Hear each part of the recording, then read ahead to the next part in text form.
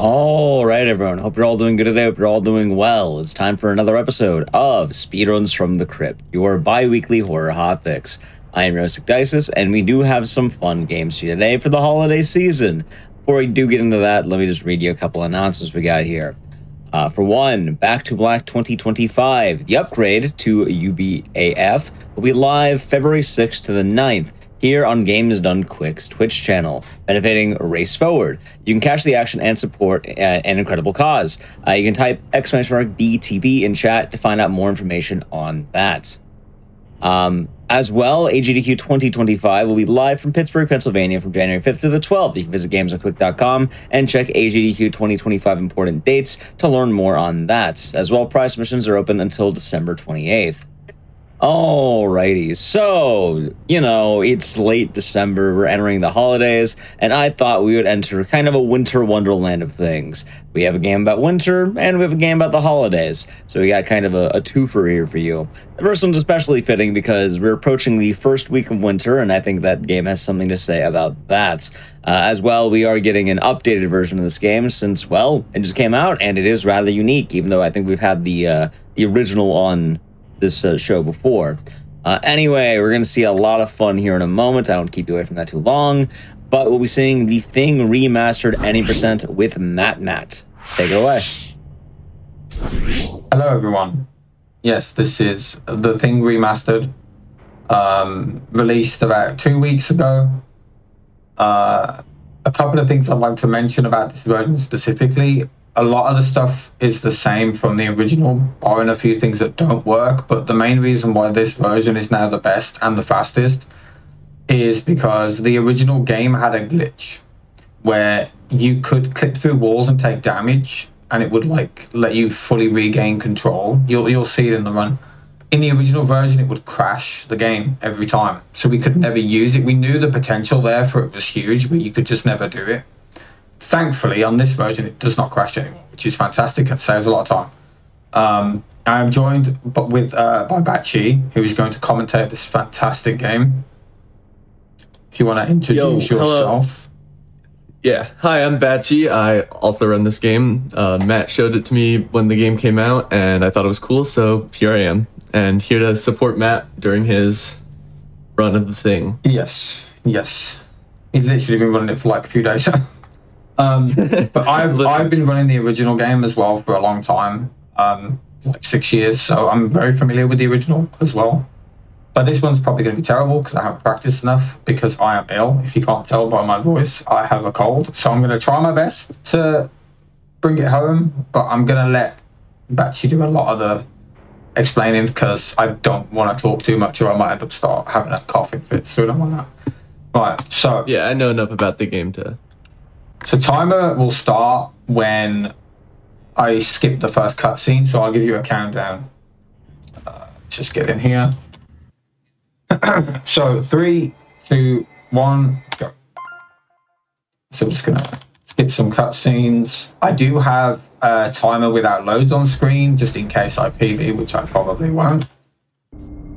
Hey, you never know. You never know.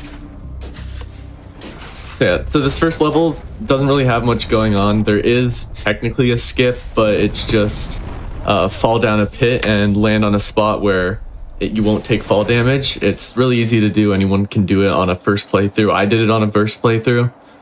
But a lot of levels, the way that a lot of the levels in this run work is some levels you don't do anything like special with glitches or anything like that. But you're getting stuff to prepare for a glitch. Here's the trick right there.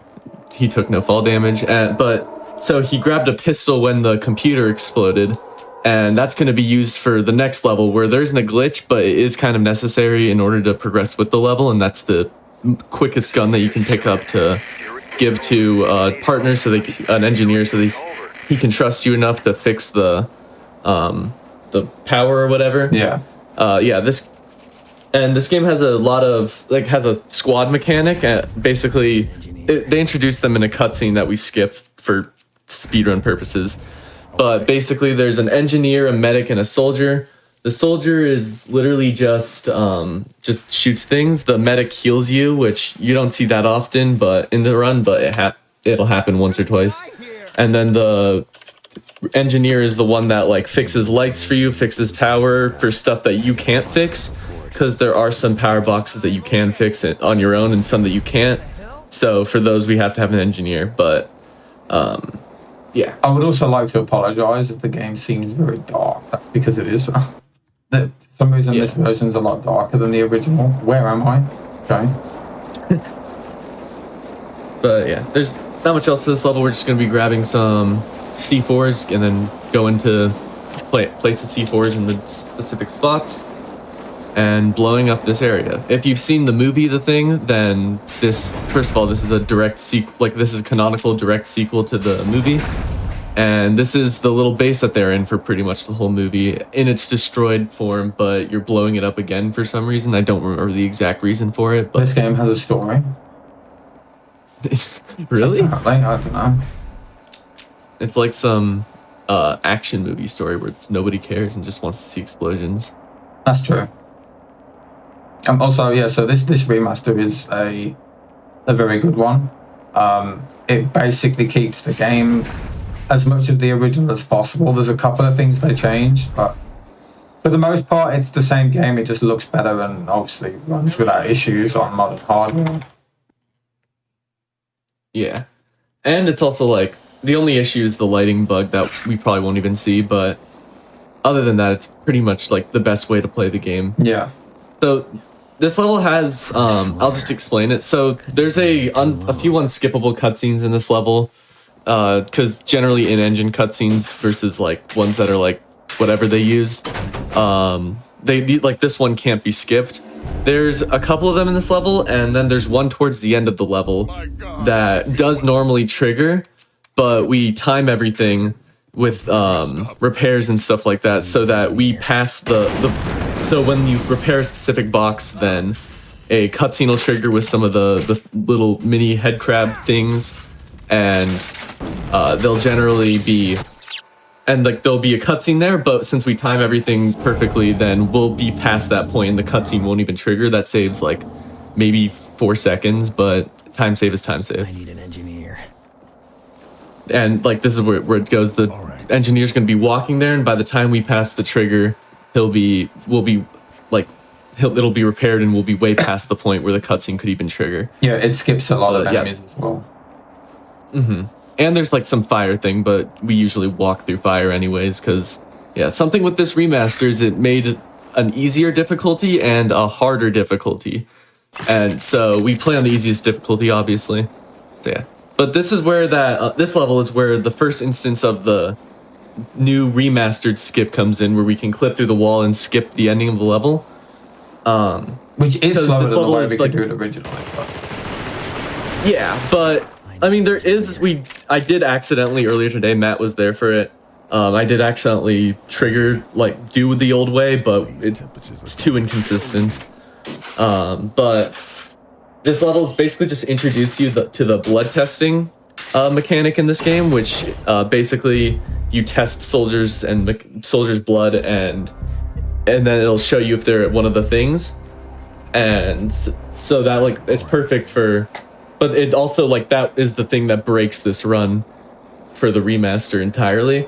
So we're just going to grab them, and then if I'm going to try to explain this trick, I don't exactly know why it works, but we'll just, so it just basically... it just works. Yeah, it just works.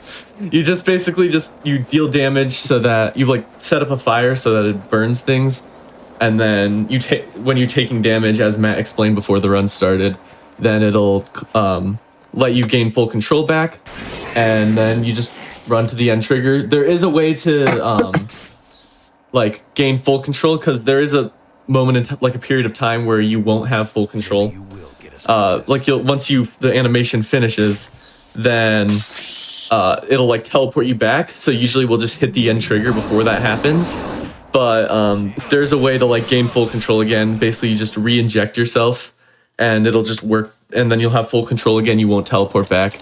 It's quite nice. But yeah, Matt did it really well, so yeah. This level's fun. I like it a lot. Yeah, this level is so good.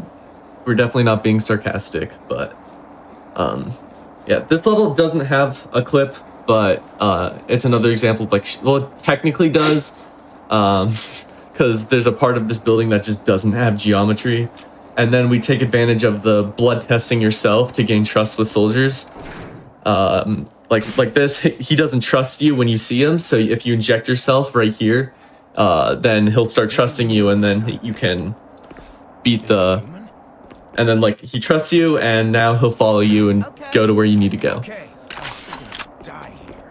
And that flamethrower right there is a new addition to the version that was not in the original. Yeah. Which is nice because the blowtorch is. So this part's the original, random, a lot of randomness right here. Oh yeah, you're basically relying on the medic to open the door for you, but literally anything can happen. Luckily, we got lucky enough that Pace is just I don't even know what he's doing. Okay, I'm not going to throw the nades because that is going to kill him. He's probably going to die. That guy's gonna die. But yeah, this part just goes crazy. This is probably the part where I've reset the most early game, and so you just have to kill all of the things and then just hope that it all works out and you can make it to the end of the level. Is he going to burn to death? Hopefully not. Hopefully not. No. So usually we would throw nades there to do a lot of damage to them, so we don't have to shoot them first. But because Pace was, being Pace and just standing in the way, we couldn't do that. Yeah. But overall, the level went all right for the most part. So one thing I'm going to do, now, shout out to Bachi, legend. I'm going to heal this guy, so they know you can do that. Look at that. That's new. That's new speed tech. New speed insane tech, dude. But yeah, this level we're also going to be glitching out of bounds and just not out of bounds, but clipping through a wall to skip to the end trigger. There's usually like a whole horde fight sequence where you like wave fights of just a bunch of head crabs and stuff like that. I thought that didn't work. But we just go out of bounds. Yeah, so did I. I was like, shoot. If it's like a 20 to 30 second level, but if you reset, you have to watch that opening cutscene over and over again. So, good thing we got a first try. This is one of my favorite skips right here, which works in both versions. So you can just line up a flare here and just throw it under the floor, and it will ignite the barrels inside and just blow up the door. Right? Yeah. It like skips a whole over the place. like a whole puzzle sequence. You just have to basically climb up, go through the building, and fall down a hole. Yeah, pretty much. So it saves like I don't know how much it saves because I've just always done that after I learned the run. But yeah, so this level is really fun in terms of like just running through it. But there's a cutscene that plays. That most cutscenes in that like file format can be skipped, like pretty much all of them, and this one sometimes can be skipped, but it also just like chooses not to. It's a problem in the original as well. So what we have to do is we have to basically glitch the game to make sure that the cutscene skips. So he's just gonna burn himself and then hope that the in-engine part just gets him stuck, which it looks like it did. So that is not us. That is a second Blake. Yeah. There is two Blakes. I'm going to show it off quickly because it's funny. But if we go into our little thingy, he's called NPC Fake Blake. Lovely guy. Yeah. Also invincible. My favorite NPC. And if you also try to damage him, he will take your gun and absolutely destroy you. And you can't kill him. So. Yeah, it's just a fun little thing to look at. I mean, I've shot him a couple of times before I ran off, and then what are the odds that my run dies right then and there? But yeah, so we're just coming up on the end of the level, and then we have what I believe is the coolest skip exclusive to Remastered. First we're just gonna kill these enemies, but we're basically gonna use the blood testing clip that we've been doing a couple of times throughout the run, and then we're just gonna use a grenade to launch ourselves to the end level trigger. It's like a little bit tight on the angle, but overall it's pretty easy. It just requires a little bit of practice. But yep. We're gonna get him into this corner. Not you. Get in him, because that's what you do. Grenade. Inject. Fly. And then, yep. Bomb. And then there we go. Love it. Yep. And now, yep. That's like the coolest skip in the entire run. That's like the whole reason I started running this game. And so this level doesn't really have much going on for it through with it. It's just press a few buttons and then just run through the level like normal. So yeah, not much. I guess if there's any questions that someone would like to ask in chat, then now would be a good time. I'm trying my hardest, so hard not to cough, you know. Man, You're fine. You're fine. literally getting ill like a day before my run. Brilliant. Yeah, it's Life. they just wanted your run to be done so well. Oh yeah. Well, it's going well so far. Better than when I was practicing. Yeah, At least, like- so I'll pick that. It's usually how it goes. Yeah, and then like there's gonna be a thing that comes up. This just kind of shows how they're not really that threatening, at least on the easiest difficulty. So take that with a grain of salt. But you can just like run past most of them that you don't need to kill. There's a few that like you technically don't need to kill. Like there's one in the level coming up, which I'd argue is like the worst level in the game, but Oh yeah, it sucks. but like it's because I'll just get to explaining what happens in the next level about to come up. So there's a scientist named Faraday. We have to rescue him for some reason, and yeah, these technically, if you want to get into like be thinking about it, like you don't need to kill them, but chances are once Where's the other you one? got escort, Hello? I don't know. What? Oh, Where? there it is. Where did he wasn't there for a second. I don't know. But it's an escort quest, so nobody likes it. But Oh, what am I? Faraday's basically he's guaranteed to die in that little arena there because there's just so much that can kill him. Everything targets him rather than you most of the time. So, yeah. I think you... No, you got it right. Yeah, sorry. I mean, you can open all of them if you want. It just adds more enemies to the area. Yeah. And this is like probably the part where like the darkness really shows like for how dark this remaster can get. Because it's just like you can barely see these enemies and the lock-on is like okay, but it's not that great. It also seems So, like you do a lot like- less damage to them in this version than the original. It's very strange. Yeah. But that actually went really well for how this section normally goes for the first half. But yeah, there is a soft lock that's possible. Well, soft lock as in just restart the mission. But where like he'll die as the cutscene that introduces him plays. But like we didn't get that. It's pretty rare. You have to kill But it it is as well, just- because if you don't, he will just Yeah. die. Yeah, he'll just Faraday sucks because he'll just stand there when something's attacking him. He won't run off, and then he'll go into his panic mode where he just curls up into a little ball and cries, and I hate him. But overall, this level's still going pretty well. There's not much else that he can die to. It's just whether or not he chooses to follow you now. Do you guys want to hear something fun about Dr. Faraday? Sure, why not? So he's actually modeled directly after John Carpenter. Oh, really? Yeah, you can look at his face. They decided to make him like his own OC character because, John Carpenter directed the OG movie.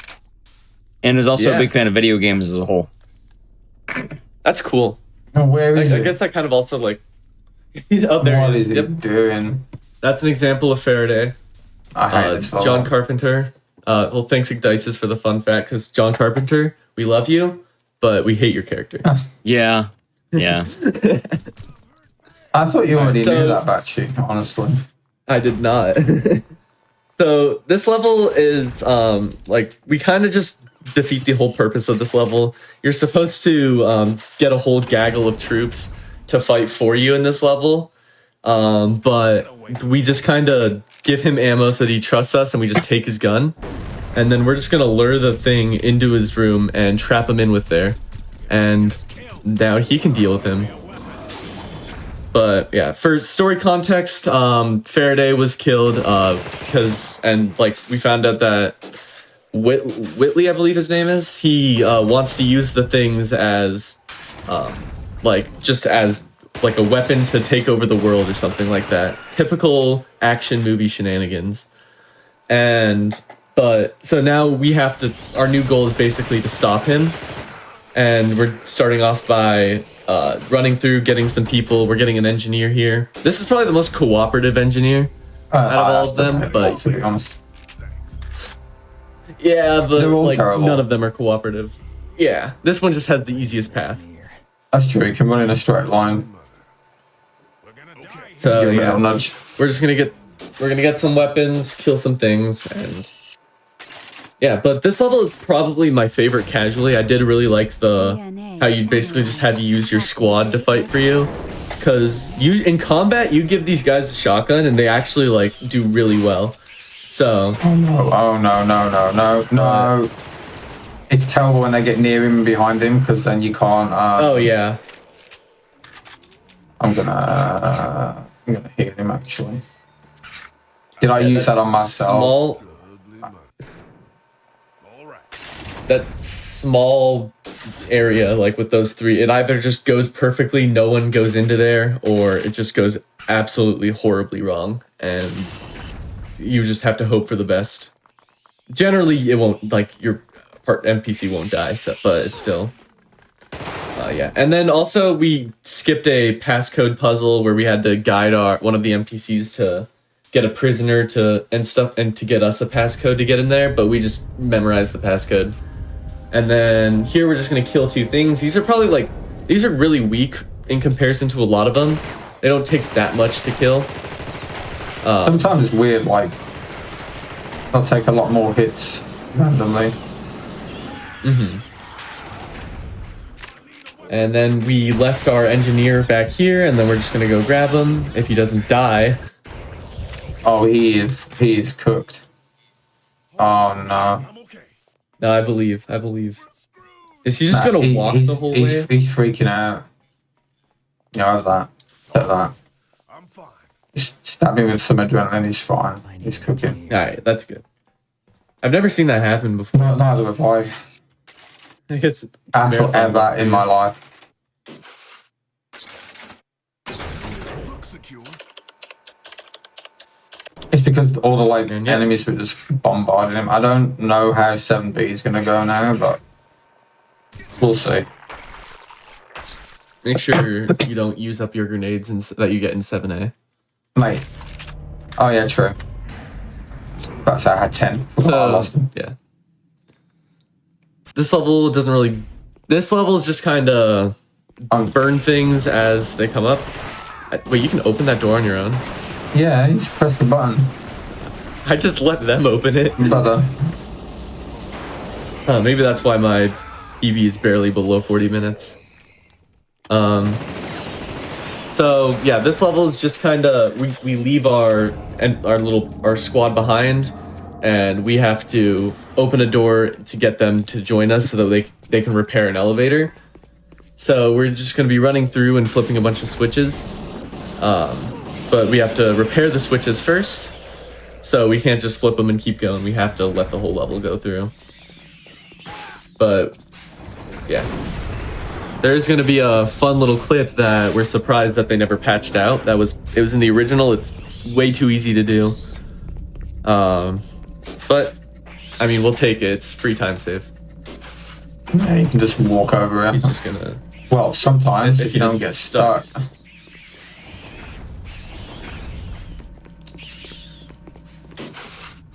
Yeah.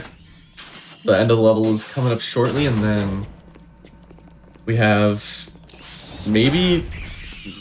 I wouldn't say it's the next level's a bad level, I'd just say it's annoying. Oh, and only get any enemies followed. That's nice.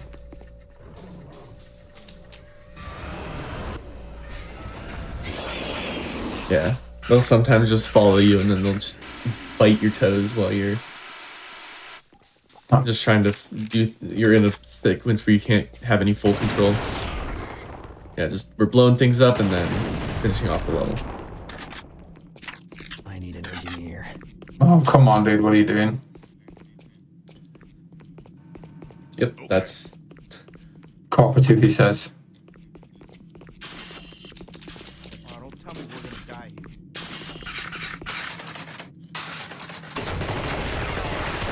here. And that's I forget the level names, but yeah, this level has This level sucks. a lot going on. Yeah, it kind of does, but there's a lot going on here. We have to we just have to shoot some things. Hopefully that guy runs into there, but he didn't. You're going for the crazy way. Yeah, I'm gonna have to kill them.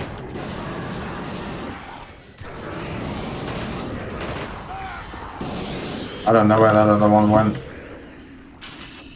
This level was a lot easier on the original because they wouldn't attack you when you attack the switch, they'd just stand there.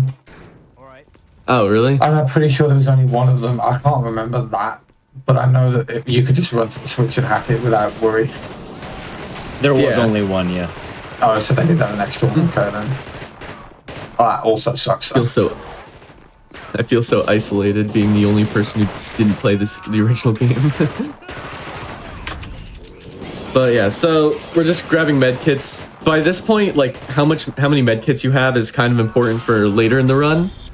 We just kind of like run through a bunch of turrets and just spam med kits so we don't die. And then we have our, I want to, is it our the last? No, this is the weirdest like blood test clip that we have, but he's not following us. So we're gonna kill everybody in here, and then we're gonna clip into the elevator, and then we're gonna do that thing that was explained earlier, where we're gonna just like regain control by using the blood tester on ourselves. So yeah, but we don't have any flamethrower that won't kill this guy, so we're just gonna. Oh, what the? Okay. Can I load this save here? Yeah, just load the autosave. That's funny. It just it just didn't. takes I literally pressed the button and it just didn't do anything. Alright, okay. Well, that's the thing for you. This might have been world record pace before that, so that sucks. Yeah.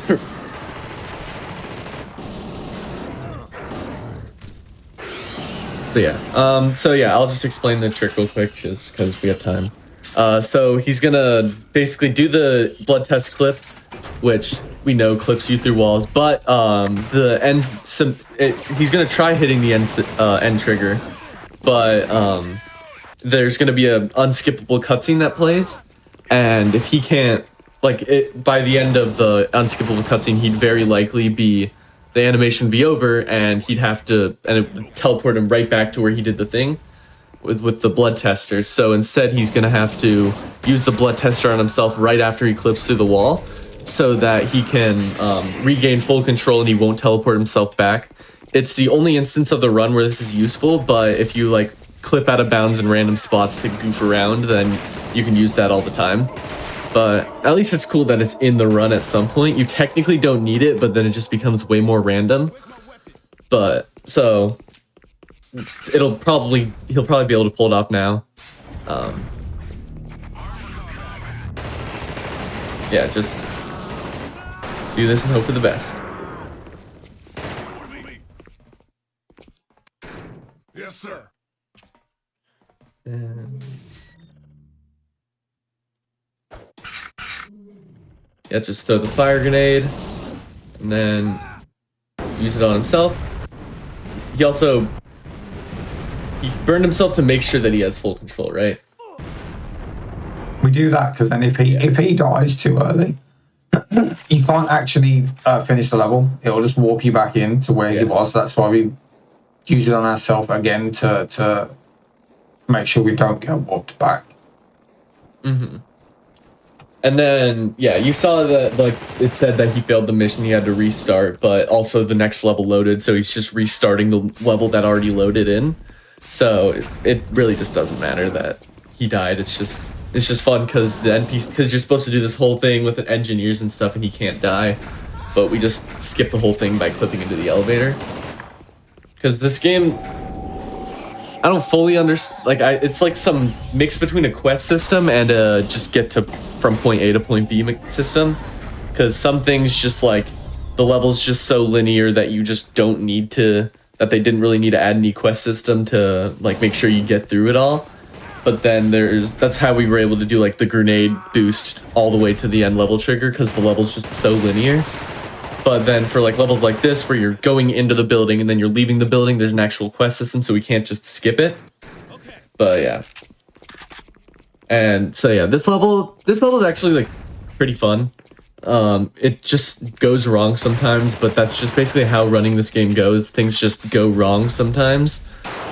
So, yeah, we're just gonna run through, make sure this guy doesn't die, and then we're just gonna lock him in a box, because as long as the NPC's alive... yeah, I'm pretty sure every run I've had just has hit. He just didn't show up there in time. Might be the flamethrower causing that, I don't know. Maybe. But yeah, there's like, as long as the NPCs don't die, generally they'll show up in the next level with you, unless for some story reason, like they die in a cutscene or something like that. So as long as this NPC does not die, you're fine. You'll make it through the level just fine. If we could find a way to skip, like needing the engineer that like to open up the door down here, then we probably would be able to go through the level much faster. But as of right now, we don't have any skips for that. And then this escape sequence is completely random. Sometimes guards will show up that'll try to kill you, and sometimes they just won't spawn in by the time you're there. So it's just kind of be on your toes, though. The flamethrower just kind of ruins any risk, like not ruins, but gets rid of any risks that you'll have of an NPC killing you. And plus the quick heal, you can just, you're likely not to die from enemy encounters until the last level, where just so many enemies are there that you don't even have time to do it, heal yourself. So we're looking forward to 10A. I just took so much damage. What? Yeah, but just like that. And yeah, and now we're on to the, I believe, final blood test clip of the run in this level. But first we just have to hit a trigger so that, like, we don't have to do any of the quests. We just have to hit a trigger that the game will assume we opened up the cargo bay doors, because there's like this whole plant explosives on the cargo bay and then explode them to blow up all the planes. But the game just assumes that if you get to a point, you're going to already open those doors. You kind of have to complete the level normally. So we're just gonna go hit that trigger, and then we're gonna run back down and do the clip. This is also the most annoying clip in the entire run, in my opinion, because the NPCs have to be stuck inside of you, inside of Blake over here, to be able to clip through. And usually we have like a corner that we can get them stuck in or something. But in this level, all we have is like the smallest hitbox of a fence to get this NPC stuck. So, you can do it without it being stuck, but it's like ridiculously inconsistent, because it'll move when you throw a grenade and you don't want. Yeah, so it's just better in pretty much every context. I highly doubt that this run will ever get to the point where we need to basically do something like that. Yeah, you got... I got puked. But don't follow me outside, please. He's feeling just like you right now, Matt. Huh. Dude. And so welcome to the most annoying clip in the run. It'd be the most annoying clip in the run even if we didn't need to get him stuck. So, yeah. Hopefully. Perfect. Yeah, he took a little extra time just to get that, but normally we just if we think we got it, we'd go for it and hope that it works. And this is 9A, right? Yes. Yeah. So this level, not much beat tech going to it. It's just we're gonna need to grab the grenade launcher in here for the end of the game, and then just run through the level. This little walkway sequence is really like the catwalk, I think. It's just really hard. Like, there's a lot that can go wrong. Things can just like shoot you and tank 90% of your health away, and then, or it could go really well, which rarely ever happens, but we make do with what we got. So once he goes through these vents, then the chaos will begin. We're gonna shoot a lot of things, a lot of explosives, and then yeah, he shoots those just to make clear lines or blow up some of these turrets that are gonna shoot at us. And then he's gonna grab this shotgun here for a boss fight that's coming up in the next level, and then blow up another one of the turrets, and then just yeah, just run through the level. Here we don't blow up any of the turrets. We just kind of run through and tank it. Normally you're supposed to like hide it before the turret actually blows up, and then shoot this one with the assault rifle.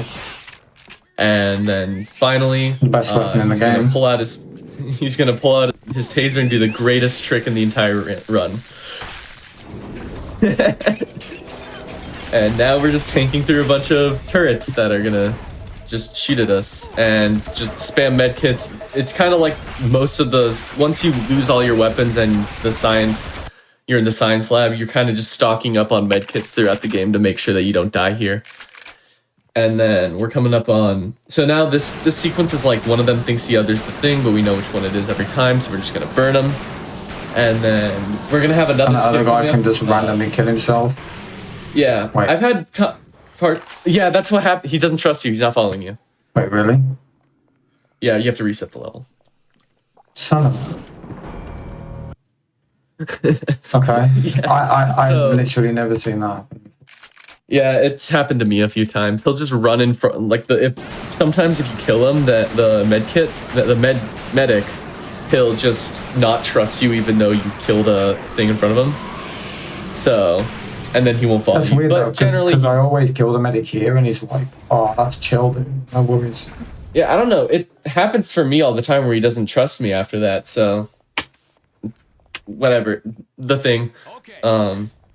Don't worry about it. But now you can kill the. Now I need an engineer. Oh, yeah.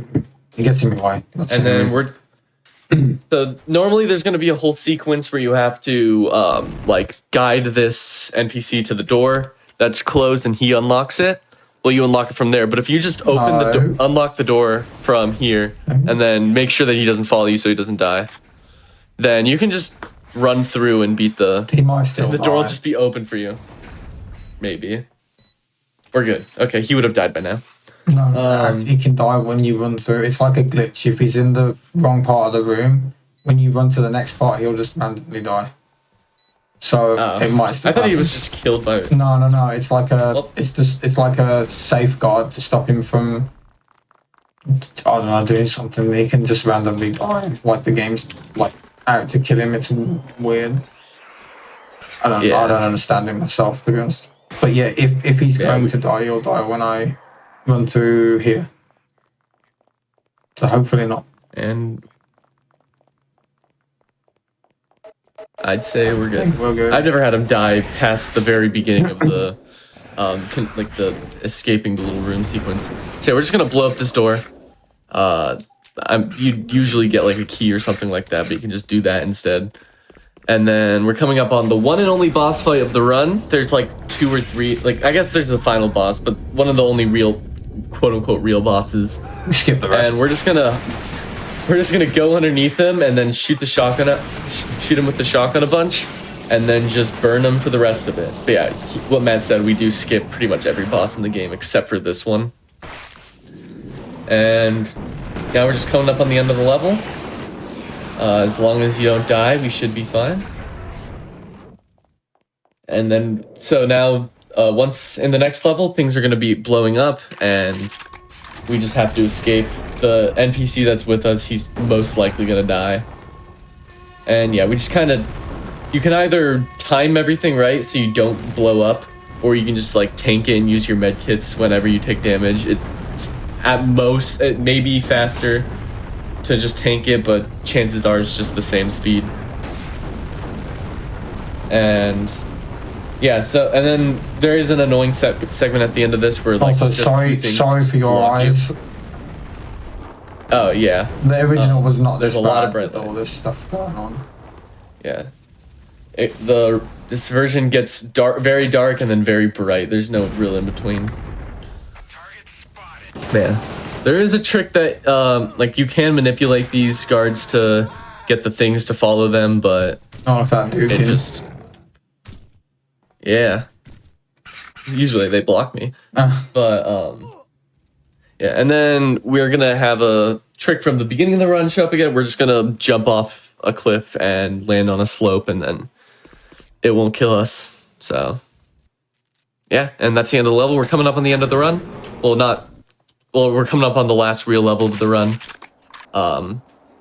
So we're about to fight Whitley, but he's running away from us, and we're just going to be using our grenade launcher to blow up all of these guys that are in our way, and just basically it's just a run to the end before we have a skip. This part at the end of the level. on the original, enemies would spawn based on how many you killed, but in this version, they just all spawn at once. So Yeah. I actually think it was harder on the original, to be honest. Yeah, also it just feels like these enemies could be a lot stronger, because you can there's just one flamethrower guy that'll just blow you, destroy your health bar in half of a second. In the game. Oh, of course, yeah. So, there's this whole sequence where you have to go through a maze, but we don't want to do that. In the old version, you could just walk over these boxes, but here they put some form of barrier.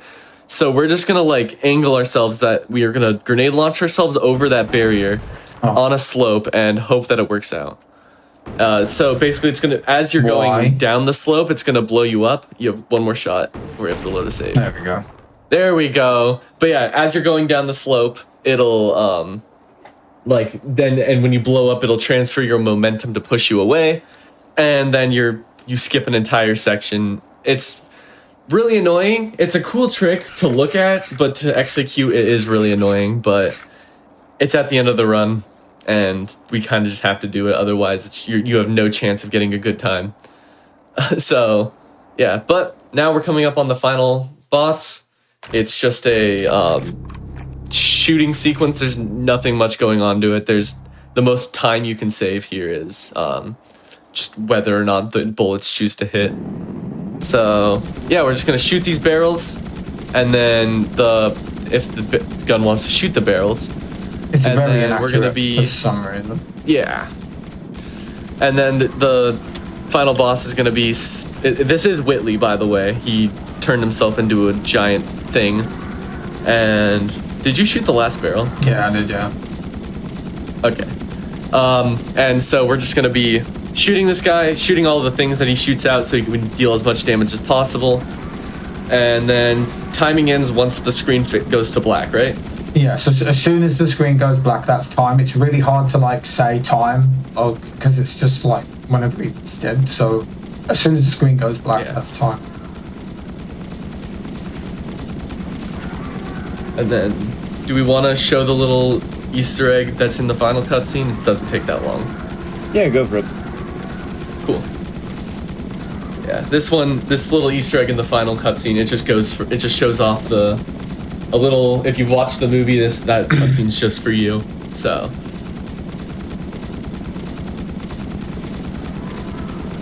Yeah. And time. In time. And That went a lot better than now, I expected. I'm not gonna lie. Yeah. It actually would have been close to world record if that one mission didn't fail, because it wouldn't let me clip through the wall. But There, pilot. Early retirement from. oh well. No, not exactly. On my way back from Still a good run. Arctic Better than my vacation. PB. So. It was about 39.21. What's your name, smartass? That loads 38. 31. McCready. And then it's R.J. McCready, R.J. McCready. US who was Air the Force. main character in the movie. So yeah, that's about it. Yeah, I hope you guys enjoyed the run. Sorry for my terrible voice. This is really bad timing. But I'm very glad Batchy was here to commentate, because I would not have been able to do it otherwise. Hey, it's my pleasure. And yeah, that was me. That was the thing. I hope you enjoyed it. And yeah, thanks for watching the run. Yeah, thank you both for the run here. Before we do go, Matt, if anyone wanted to find you, where can they find you?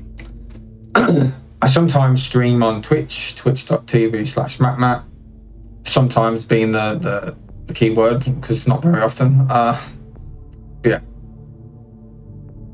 All right. Well, thank you for that run of the thing. You know, it is quite fitting with the first week of winter coming up. We get to, see a game kind of about that very thing. We do have one more run for you that will dive deeper into the holidays. Before we get to that, though, I do have a few announcements. One, GDQ's next all-women and femme speedrunning event, Frost Fatales 2025, will be live from March 9th to the 16th, benefiting National Women's Law Center. You can visit gamesunquick.com/FranFatales for more info on that. If you like to support GDQ Hotfix, we do have some Season 4 2024 shirts at theyeti.com/agdq. And we do have the official GDQ Discord of the Hotfix role, where you can keep up to date on all the GDQ. Alright everyone, welcome back from the break. Hopefully you've been enjoying Speedruns from the Crypt so far. So, while we are entering winter, we still do have the holidays coming up. We do have quite a few of them, and this one is going to actually be quite a nice focus on, well, I guess Christmas. Although I think this game spans Black Friday, Christmas, and New Year's. Either way, it's the holiday special, I suppose, because I think the next show after this is right on the New Year. So, you know what better than to show you some Christmas horror you might not normally see. This game does have a bit of a reputation, but there's a lot of cool speedrun skips in it, so I do hope that you enjoy it. Anyway, here is Dead Rising 4 New Game Story Mode with NallyQ. Take it away. Hey everyone. I'm Nally. We're going to be doing Dead Rising 4 New Game Story Mode. New game means that we're going to start on a fresh file, so I am just going to delete that. And we're going to select it so that we are at level 1. Story mode is just a regular new game mode. Any percent mode. And time starts whenever I hit normal. So 3, 2, 1, go.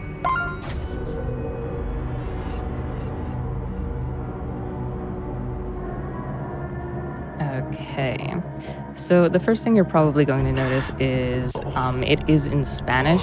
That's because Spanish is the faster language. It's not the fastest. I just like the voice acting for Spanish, so we chose that one.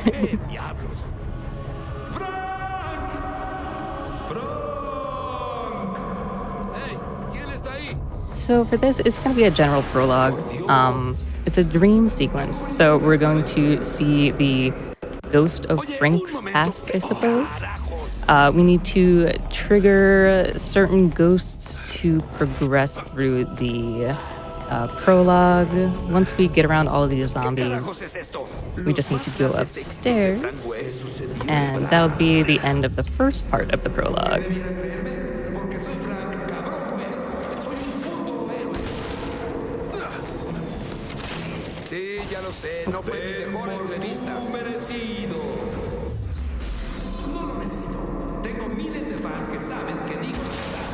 You might see me pausing here and there. That's because of the zombie pathing. Sometimes certain zombies won't let you get through.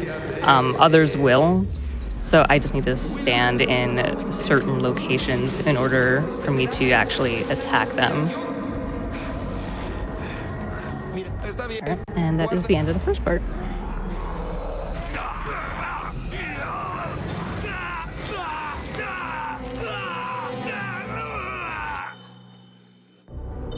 So in the second part, we are out of the dream sequence. We are meeting with someone called Vic. Vic is our student. She's also kind of our apprentice. After Frank retired from being a journalist, he became a teacher, hence why he has a student. This game is also set, I think, 16 years after the first game, if I'm remembering correctly. So this is a while in the future. Ahí está el cobertizo. Yo iré a ver. Tú quédate a vigilar. Bien. Lo tienes. La tengo. We're also going to be doing some weird Metal Gear stealth. If you hit sprint and try and get around these guys, even though you're not actually sprinting, it'll lock you to a walking animation. They'll catch you, which is very strange, so that's why we just kind of jump in and not sprint. Los vi. Mira, ¿podrías calmarte un poco? Sea lo que sea, no nos iremos hasta tenerlo. Es una promesa.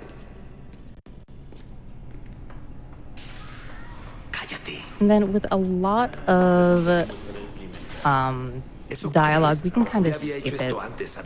We don't have to wait until the next checkpoint pops up for most of the game. We can kind of just speed on forward. ¡Frank! ¡Es un zombie! No me digas. Well, he got clipped into the wall. That is fine. You're gonna see some very strange animations here and there. This port isn't the best, so there are some strange things that can happen while playing this game casually and speedrunning it. Sí, listo. Más o menos. Okay, while we're waiting for doors to open, I'm just going to stock up on some items. Some of them are going to be weapons, others are going to be health items. It'll automatically make you heal, so that's why I'm just healing early, since the game registers it as doing that healing requirement, because this is essentially a tutorial.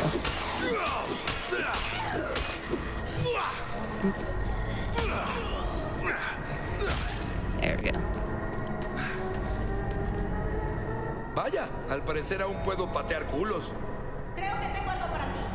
Mira aquí. Puedo hacerlo con esto. Alright, and this is the last section. It's kind of showing you what kinds of weapons are here at the beginning. There's going to be your basic wrenches and pipes and melee weapons. There's also going to be elemental weapons. This technically counts as an elemental weapon.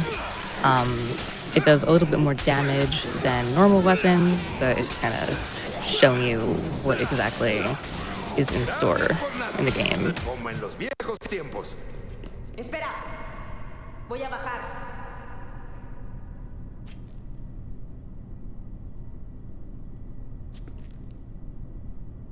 Vic, te perdono. Esto es mucho mejor que el Alright, minigolf. so now we can run in the game, which is pretty nice. Jumping is still a little bit faster through these halls, but sprinting is going to help us a lot. The one thing I really like about Dead Rising 4 is it actually has a purpose for the camera. Frank's a journalist, so he's required to take photos and gather evidence and make his reports. We don't really see too much of that in any of the Dead Rising games. This one is actually the reporter game, I suppose. So this game is kind of unique in that sense. Demasiado oscuro. Enciende tu filtro de visión nocturna. ¿Mi qué? Es que le agregué varios filtros nuevos a tu cámara, así que deberías probarlos después de tu obligado berrinche de vejez. So this is also showing us the tutorial for the camera. There's a normal mode, a night vision mode, and then an analyzer mode. The night vision mode is obviously a night mode. The regular mode is just taking photos of any evidence that we see. And then the analyzer mode is going to allow us to look at keypads and see, oh, yeah, there's a code there. Cool. We'll just, Obtenemos la historia, salimos de ahí, nos pagan. input it, and A then eso we are nos all good to dedicamos. go. A eso es a lo único que nos It's also much dedicamos. faster to stand in this corner than wait for Vic.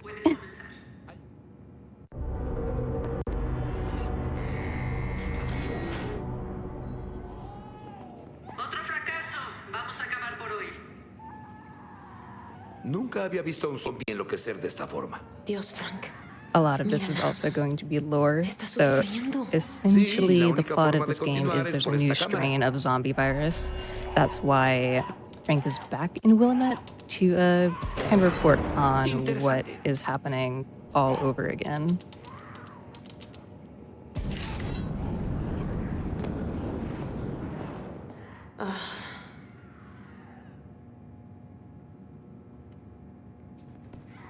¿Quién quiere carne asada? ¿No? ¿Nadie? Carajo, Frank.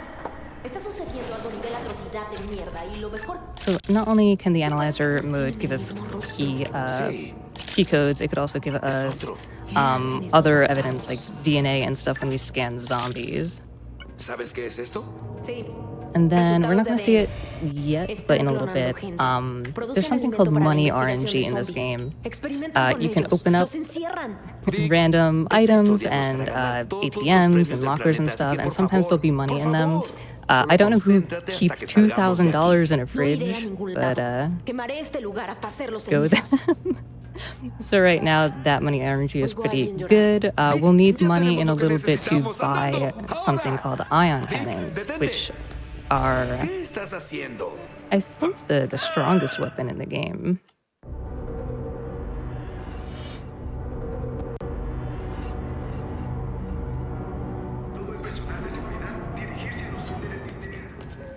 Alrighty. Maldición. Tengo que salir de aquí. Mierda. No duraré ni 5 segundos ahí. Tal vez haya algo por aquí que pueda usar. So this is showing us combo weapons. Combo weapons are when you basically take two items together. This was seen in Dead Rising 2. This was seen a lot more in Dead Rising 3. And then right at the beginning, we see it in Dead Rising 4.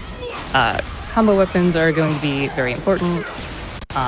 They're basically going to carry us through the entire game. The most powerful combo weapon is going to be the Ice Sword, which is a combination of any blade and liquid nitrogen. And I'm just doing a little setup here. If we get an S rank photo, it means that we got the best rank and we get a lot of money and experience by doing that. So we don't have to hunt for money later on to get the ion cannons. We automatically get 2 right off the bat.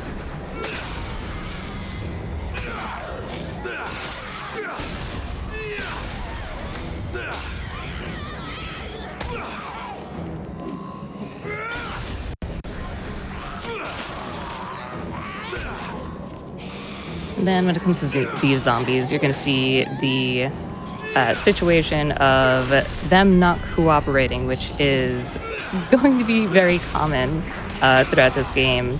They're either going to group together really nicely or they are not going to group together at all. They're just kind of... They're going to go on a mission and do whatever they want. They're kind of like stray cats. Escuchen, cabezas huecas. Tenemos a un intruso destrozando el edificio. Y la comandante no estaría feliz si dejamos que eso suceda. Señor, si sucede. And then we just beeline it to the end. And that is going to be the end of the prologue. Oh, mira eso, mi culpa. Bien, si no estás...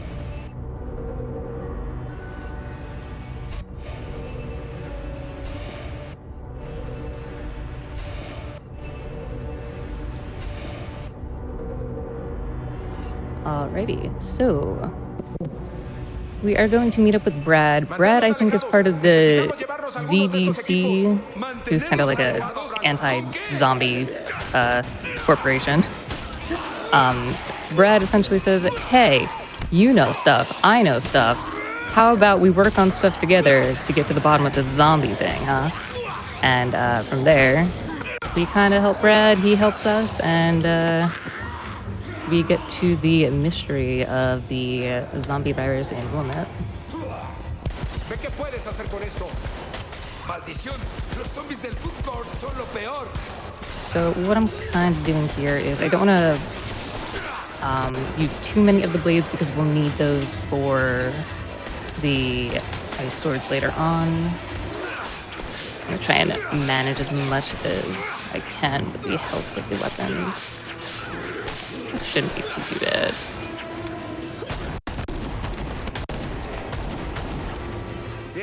Cool.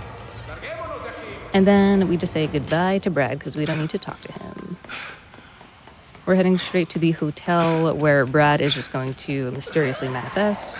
And then we're going to meet up with others who help us a little bit along the journey of finding the answers to everything. And there he is. Lo siento, tuve que parar por una samosa. ¡Hey! ¡Vengan aquí! ¡Antes de que los vean! Bien. So I'm gonna pick as much as I can, talk to Connor. While he's yapping, I am going to make a Blambo. The Blambo is going to be very important for a skip that is coming up once the sequence ends. ¿Ustedes son del otro lado o qué? Gonna heal up, La epidemia y stock todo up, lo demás comenzó durante el Black and we'll Friday, take que no this por just for casualidad safety. fue justo el día después de la gran venta de inauguración. And then we're just gonna ¿Dices que este wait centro comercial no estuvo right here. abierto siquiera por un día antes de que los zombies lo destruyeran? Hay que moverse.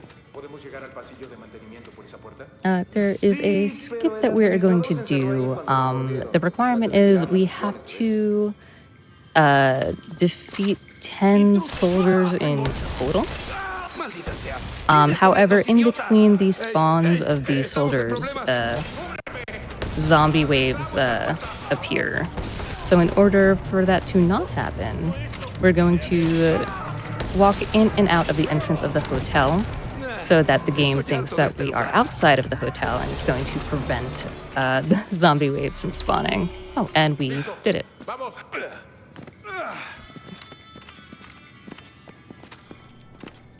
Ay, mierda. Si eras un imbécil, está pero tibio. no te merecías esto. Soy Connor, por cierto. Sí, un placer conocerte. Estoy Alrighty, so we are investigando la all stocked epidemia. up. We ¿Sabes cómo have a comenzó? bunch of Sé que Blambo estos ammo, malditos which is going militares to estaban help us escoltando algo in ultra an secreto escalator cerca de la section a entrada little bit later principal del on. centro comercial, pero había una periodista. ¿Qué periodista? Tenía nombre de hombre. And we just have to wait for Brad to open up the ¿Dónde se door. metió Vic ahora? Estaba escondida en el I do centro have de to be seguridad careful a little bit with the pathing, because if I push Brad or if I push Connor and they get left behind, it'll soft Pero iré solo. lock. ¿Qué? Esta So epidemia I es keep algún my tipo de distance so that prueba. they can do Lo their más thing. probable es que sea una operación de esos imbéciles de los militares. Y ahora tengo que descubrir el porqué. Y no voy a poder hacerlo con unos lentos a cuestas. What's he doing? Sin ofender. Bien, me voy a la ciudad. Revisaré las labores humanitarias. Si se enteran de algo, me ponen al tanto. Sí, sí me da tiempo. Bueno, yo me largo. Alrighty, so Hay once un the cuerpo store is militar open, agrupándose en Westridge. we're going to Voy a see unírmeles the para matar a un last par de of money imbéciles más. RNG. Ahí nos vemos. The last things that we Buena have suerte, to pick up are from an ATM. The reason why money RNG is kind of nice is because it might allow us to get a third ion cannon. If that doesn't work out, that's okay. 2 is more than enough, but having that third one is really, really nice. Hay que descubrir qué sabe. Luego le voy a patear. ¿Cuál es tu Alright, problema? so the ATMs are up here. Are we gonna get $5 or $4,000? We get $4,000. I was gonna guess nothing. Five full dollars. We got 4,000 from one ATM and absolutely nothing from the other. There is still a chance that I might be able to get a third Blambo. A third ion cannon, but I'll have to check the lockers to see if I can get enough. I'm a little bit away from a third one. Each one costs 7,500.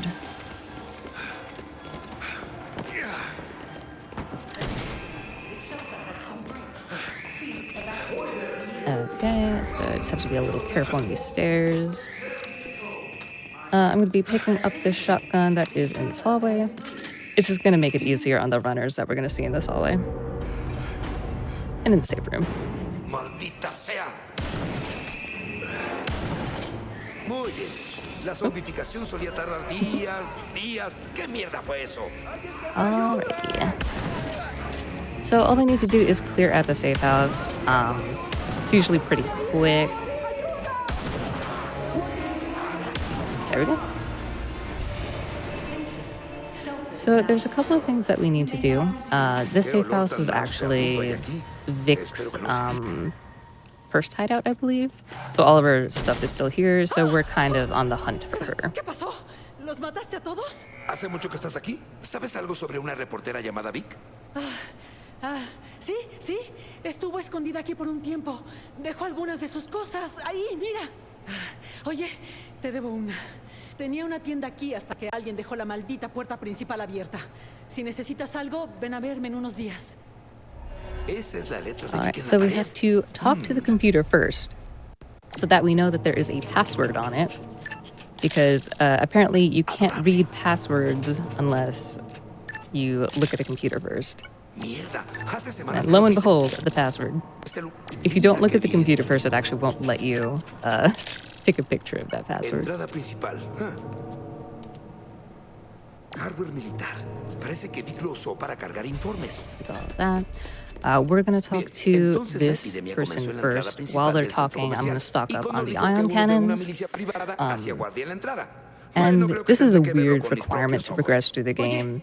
When we Antes de que talk te to this vayas, person, they hay algo sell que tienes a que saber. map of the city for Te one escuché hablando whole solo. dollar. Si vas por el lado de We la puerta can't principal, progress through the game unless we have that $1 map. Déjame algo, ¿eh? Es hora de ir a matar zombies. So we're gonna drop that. Grab the ion cannon. Can we get a third ion cannon? Entiendo. Nope. It was a good try. Es una elección muy popular. So the $1 map, once we have it, we could finally go into the city. So I'm fine on health. We should be good to go. We're going to switch to the Blambo because it's going to be easier to clear the escalator that's up ahead.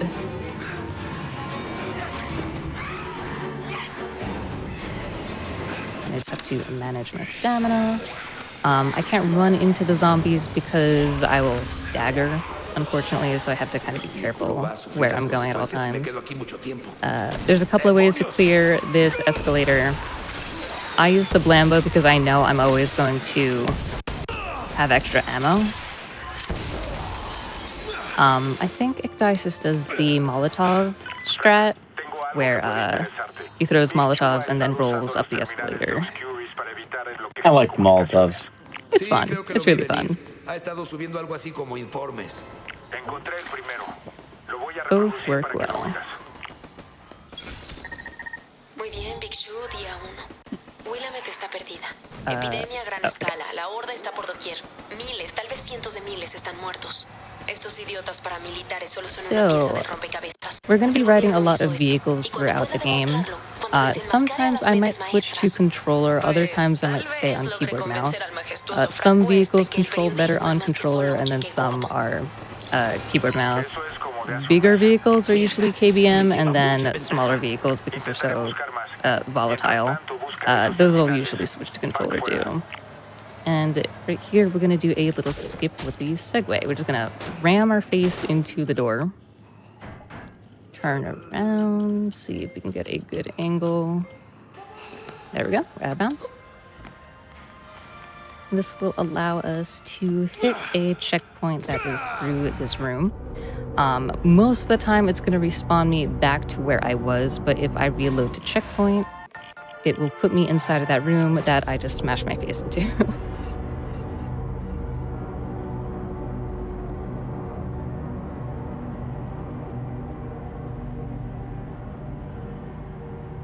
And there we go. Oh, genial. Maldita Navidad.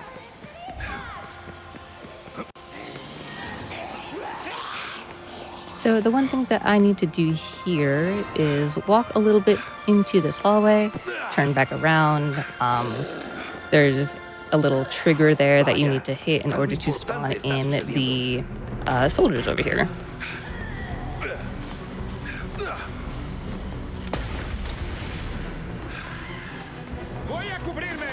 And then they kind of just vaporize. The ion cannon is that strong.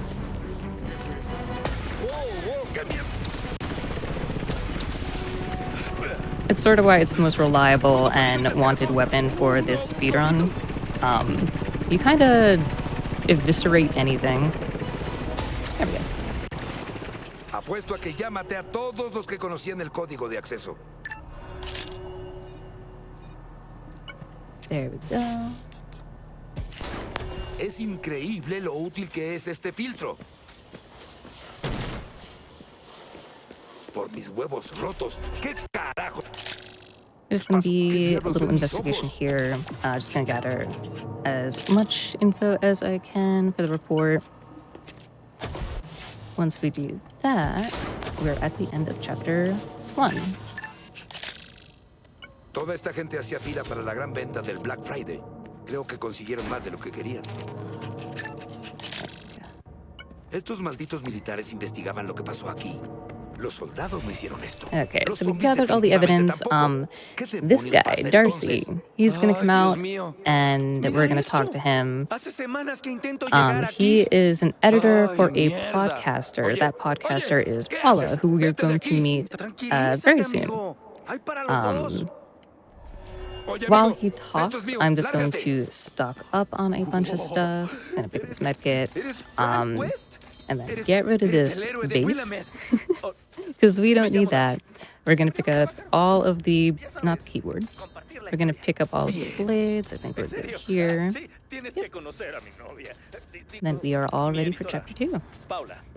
Tiene un podcast muy popular. Hace semanas que está investigando a estos de Obscurious. ¿Obscurious? ¿Ese es el nombre de este grupo? Sí, Paula es experta en I like el the tema. winter filter on the Me camera. encantaría conocer a tu novia. ¿Dónde está? Very festive. Perfect for the Yeah. holidays. Also, I don't remember if we went over exactly what we skipped here. Puedo esperar a ver su cara cuando le For diga que he the conseguido que Frank West the esté segue skip. Yeah, the whole moped thing. Yeah, so Or, it skips over segue. a boss. It skips over a boss. We're supposed to go through like medieval town or whatever it's called in the mall. And that boss, I forget her name. She's a knight with a flaming mace and shield. That skip, yes. That skips her entire section, and we don't have to do her boss fight. Yeah, it's a pretty cool skip. Yeah.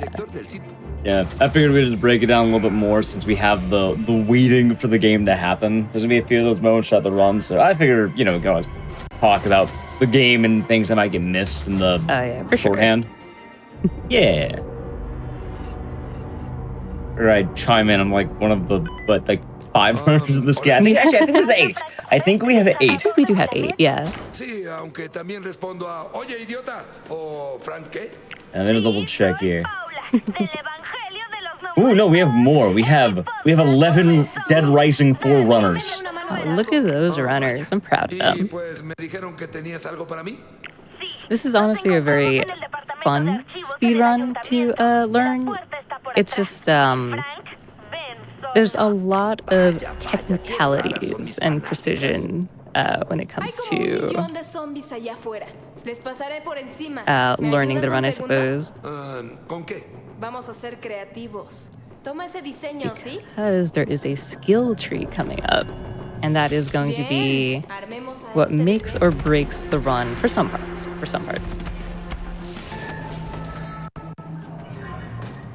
Wow, nunca habías hecho esto antes. So not only are there combo weapons in this game, there are combo vehicles. I think this one is called the Warmonger?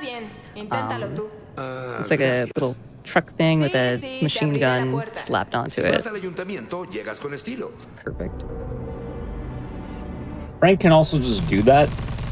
He sure can, yeah.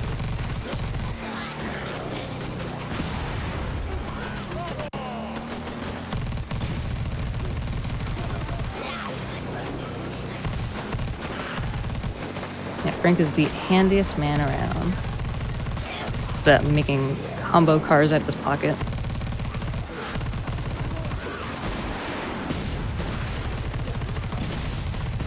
Yeah, Dead Rising 1 had Frank as like a regular reporter, but now he can make like death vehicles.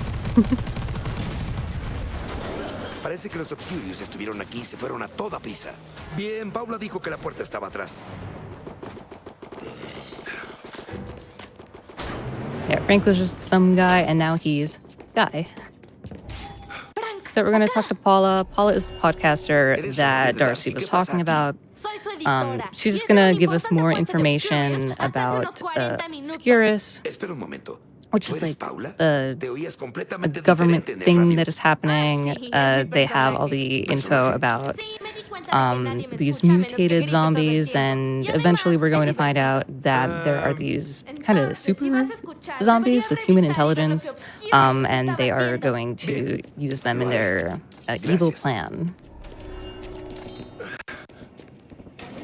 ¡Pum! Faltan los registros de alcantarillado y sanea. Dice que tienen un puesto de reconocimiento arriba. Alright, once it hits 100% and then Frank starts talking, we can leave.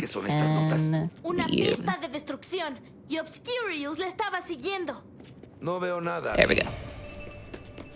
Buscan algo, y algo muy peligroso. Paula's gonna yell at us and be like, hey, we have more information, we gotta talk, and no. Oh, whoops. So we are going to a pharmacy, or an apartment above a pharmacy. We're gonna get some more information there, and that is where we are going to get the ice sword, which is the most important part of the run. We're gonna need a bunch of them.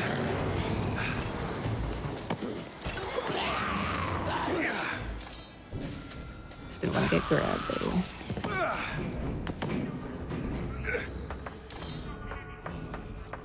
I do want to be careful on these stairs. If you jump on the stairs, sometimes Frank will just launch off. Bien, ¿qué tenemos aquí? Alrighty.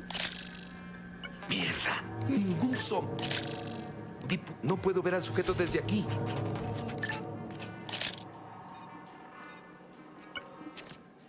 So while this investigation is going on, there's going to be a little video call that is happening on the table in the next room. Let's see. Well, I don't get the Lambo anymore, so I'm going to take that for safety. We're going to pick up the liquid nitrogen, and we are going to use it to make these ice swords. Fine. Then we're going to talk to the walkie-talkie and exit.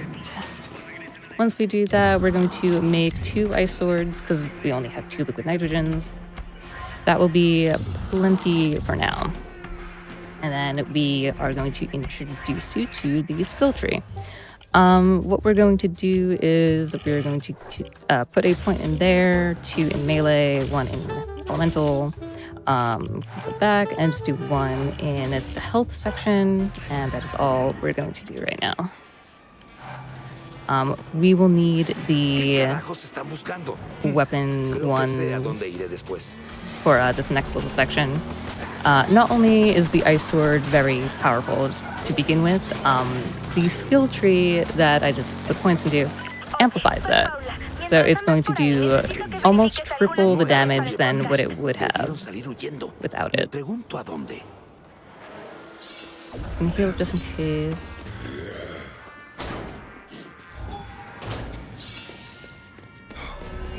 And this is just a fire department that we're going to clear out.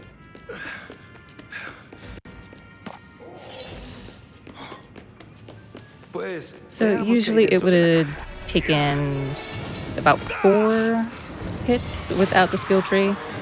With it, it's about 1 to 2, depending on the enemy.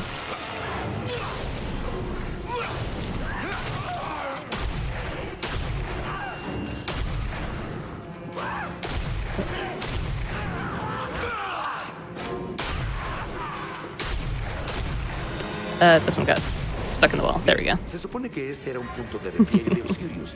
Entonces, ¿quién trajo a todos estos zombies? So the only unfortunate thing about the ice sword is it does freeze enemies.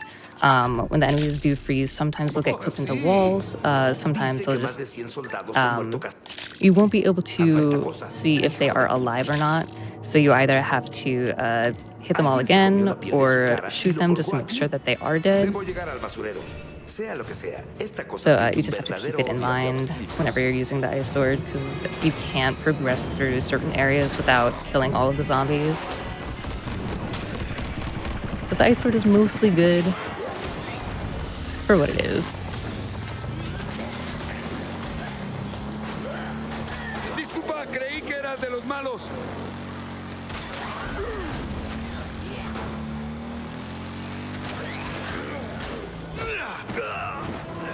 Okay.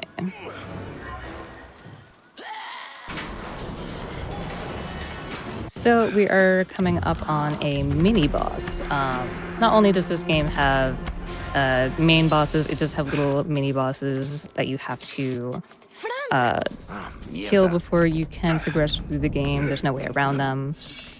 And with almost every boss, their weak point is going to be on the back. Whether that's like a little mechanical device or if it's an explosive device, it's always just going to be on the back of them. The only exception is Fontana. Her weakness is just ice swords. And we'll see her in the next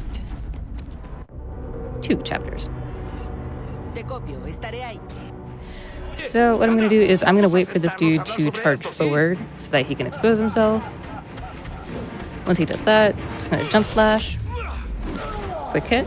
Going to jump slash again. And quick hit. And he's done. What I'm going to do while he's doing stuff is I'm going to stock up on both medkits and any weapons that I need. I'm full up on everything, so I should be good for the next chapter and a half.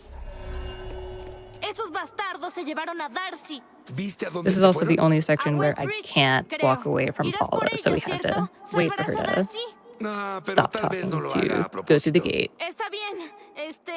Voy a ver si puedo descifrar a dónde fueron. Adelántate. Te llamaré si descubro algo. Here we go.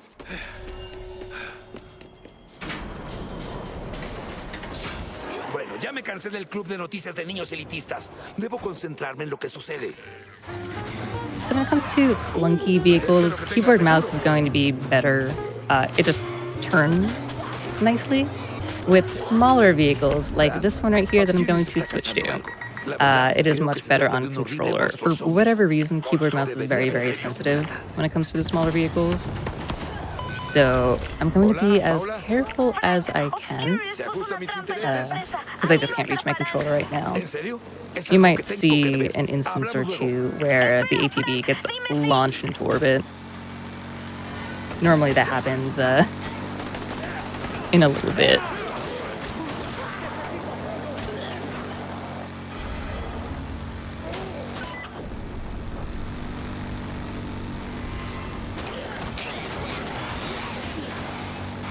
We're just going to Westridge right now, I think? Yes. It's a little farm area where we're going to meet up with some people, and they're going to tell us stuff, and we're just going to go on our way.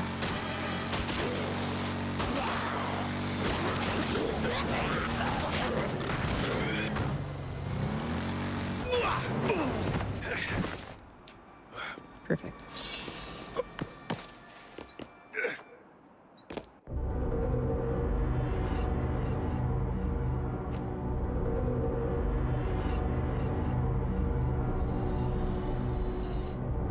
So we are going to talk to Isaac, and then we're going to say goodbye to Isaac.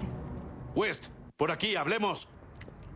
Bien, And bien. ¿Cuál es la historia?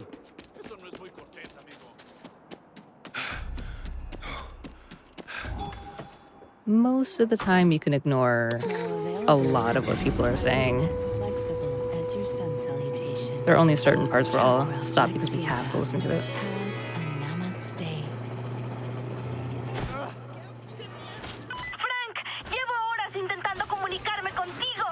¿Paula? Aún no he sabido de Darcy. ¿Y si lo están torturando para sacar la información? So we're gonna try and take the path of least resistance so that we don't slow down too much. We're gonna meet up with Hammond. Hammond is... Oh, hold on.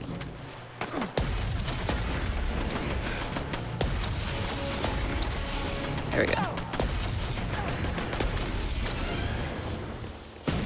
Hammond essentially is someone who has been helping in gathering up survivors so that they could survive this new zombie outbreak that is happening in the city. I just have to follow her kind of side to side, because sometimes she'll just stay back there.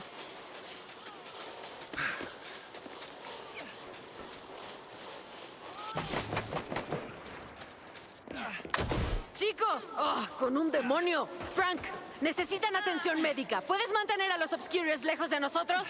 Claro, tú haz la de Florence Nightingale, yo seré Rambo, y cuando todo acabe, cambiamos. ¿Qué tal si te debo una So y there are ya? going to be some soldiers that are going to pop out from behind the truck.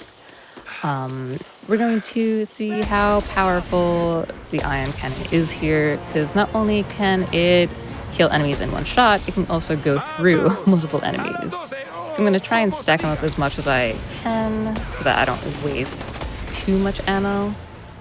If we do, that's okay. Then there's just this main guy. Gracias a Dios. Eso.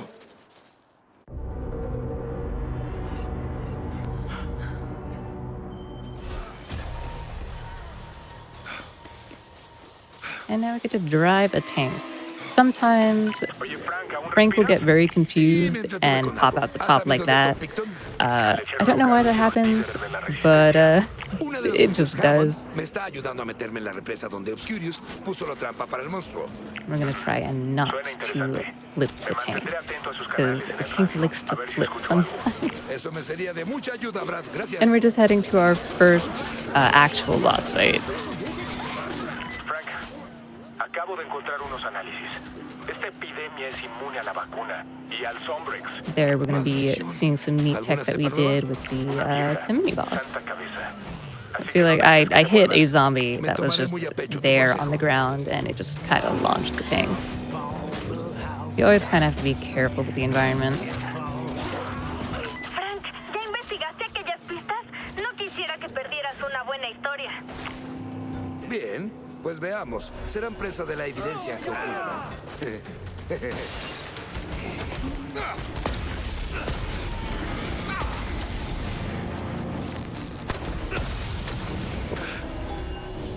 And then we get to meet up with Darcy again.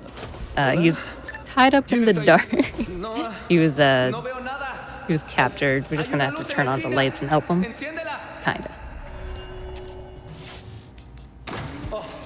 Oh, Dios mío, Frank. Hola, Darcy. ¿Cómo te va? So here we're just gonna stock up. Every time that there's a talking section, usually I'm just stocking up on medkits or weapons that I need. I usually pick up any extra guns or melee weapons just in case, because you never know what's going to happen later on in the game. Creo que saben algo sobre él, algo que nosotros no sabemos. Sí, verás, ellos son importantes contratistas militares, mientras que tú, bueno, tú escribes para el blog de tu novia. Tiene que haber algo útil aquí. Creo que es una sala de juntas. ¿Qué esperas? ¡Desátame! No. Tú recupera tus fuerzas y yo me encargo. So in this area is actually telling us a little bit of Obscurus's plans, and that's the super zombie sort of thing. They're kind of using them as free labor. That's really it. ¿Qué es eso? ¿Un acrónimo? Project. Es una petición para enviar más exotrajes a Willamette. Para combate pesado. Este monstruo es demasiado rápido, demasiado fuerte para armas convencionales. Y se desplaza por las cloacas, así que lo trajeron aquí para atraparlo. Yo puedo enseñarte dónde. ¡Rápido! ¡Desátame! Iremos juntos. ¿Qué mierda fue eso? ¡El monstruo! ¡Frank! ¡Rápido! ¡Sácame de aquí! Quédate aquí, Darcy. Aquí estarás a salvo. Tal vez. I really like how Darcy is just crying for help, and Frank says, no, you'll be fine here. It's okay. Just stay tied to that chair. So once we get through this compound, we are going to meet with the first boss. And that is where we are going to see some neat fighting tech. We'll see when we get there. There's also a chance I may get hit.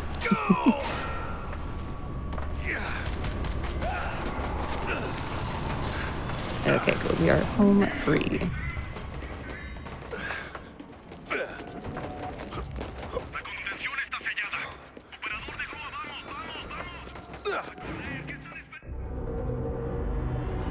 So this is our first boss. We are in an exosuit. The exosuit is going to be very overpowered and nice. It allows us to not only withstand a lot of damage, but it allows us to pick up these very special weapons so that we can essentially one-hit a lot of enemies. It's kind of like the ion cannon, but it doesn't really run out of ammo as fast. Out there. So what I'm going to do is we're going to go into the skill tree again. We're going to put 2 into brawling because we're going to pick up some industrial sock and boppers and smack this guy.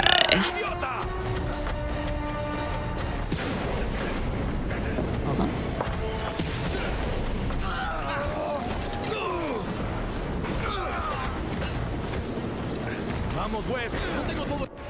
Gonna have to use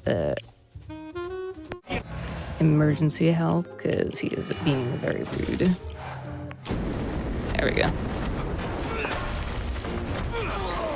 We'll just hit him the normal way. So essentially what you want to do is the same thing that you did with the mini boss.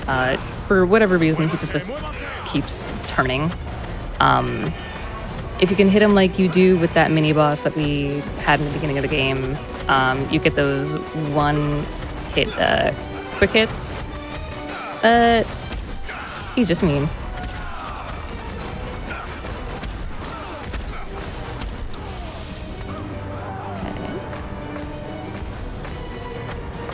There's one more hiding on the stick.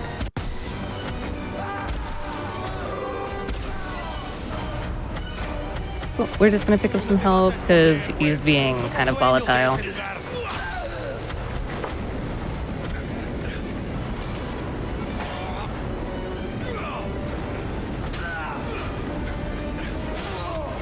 There we go. We got one.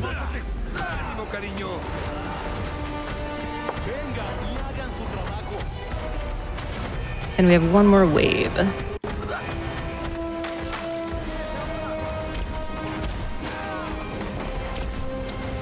These guys have to be careful of because they could be a little bit unpredictable.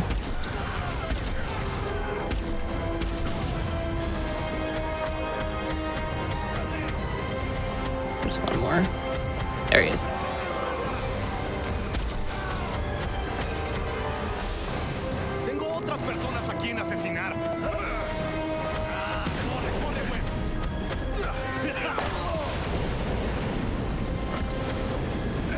There we go.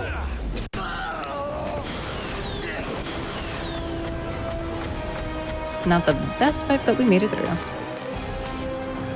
Gonna stock up and then move on.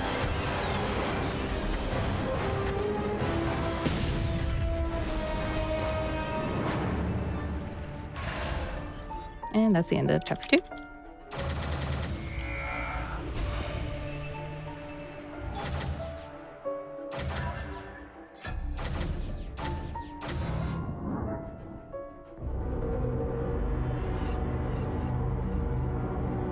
So the first thing we're going to do is take this ATV and go the wrong way, because it's quicker. Obscurious atrapó al monstruo y lo transportarán en un camión. Voy por ellos. Te conectaré a su canal de radio. Te ayudará en la persecución. Hay algo más. Creo que Calder es el nombre del monstruo. Me suena a un hombre, no a un monstruo. Lo buscaré. Alright, pretty clean. We're just going to take the back roads to where the main mission is. The way that we used to do it is just a lot of zombies and a lot of things that you could hit. It's just easier to go this way, just to avoid all of that. No lo sé. Tal vez los hombres de Tom. Bastante audaz para un puñado de granjeros. So the next thing I'm going to do while we're here, we're going to put 1 point into vehicle durability because we will be needing that in the later part of this chapter.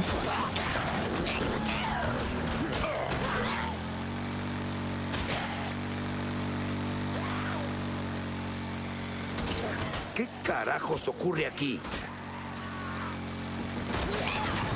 Me fascina el olor de cuerpos quemándose. O los conductores de Obscurious son una mierda o está pasando algo muy malo. Okay.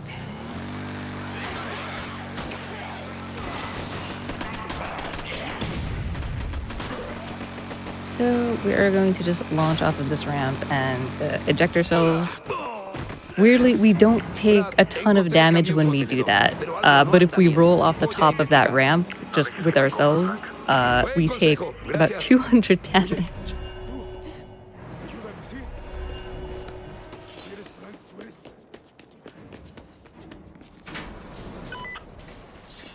And then we're kind of just making a big circle. We're going back to that building that's in front of that ramp up there to grab some morphine for that soldier we just talked to.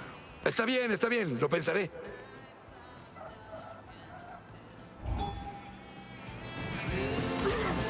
The unfortunate part about the morphine is it's at the very bottom of this emergency shelter. So we'll see if we get hit a lot. Or I do the thing I always do and pick up the microscope. The microscope instead of the morphine. Is the classic. We got the morphine and we got tackled. We're good. Yeah, this one we don't need to clear out because we're actually coming back here kind of later. Or we're going to a shelter nearby. So this one I'm just gonna roll off very gently. There we go.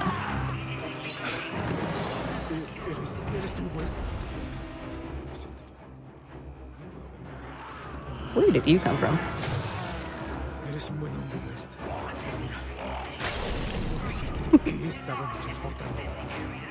Where are all of them coming from? Hold on.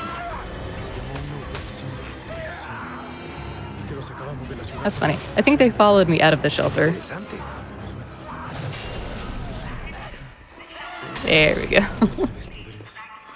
So we're gonna take a couple of photos. That guy got his medicine, so he should be A-okay.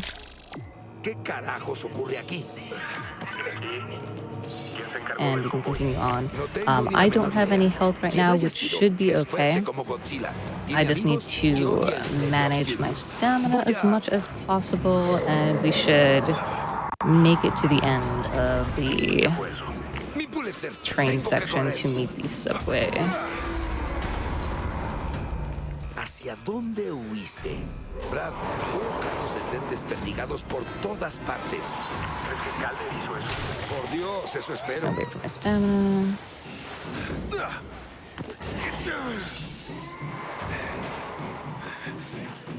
I could use a point here, but it is fine. I don't absolutely need it.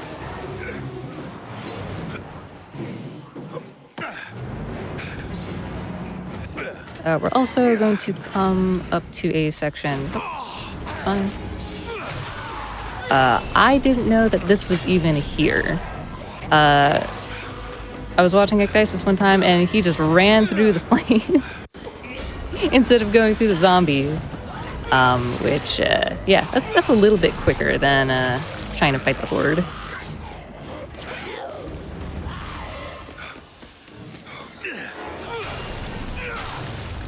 So we're just gonna heal up here. There's bananas and beer. I'm just gonna pick up whatever. And enter the sewers.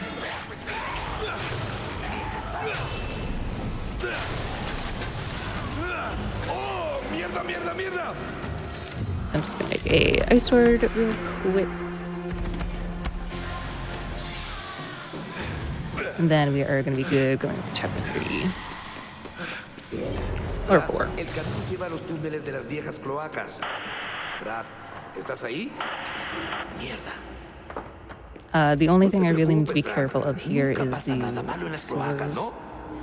There is a chance that it could just soft lock because it feels like it, so I'm going to tap in a very specific way so that that doesn't happen. It only happens on the stair parts.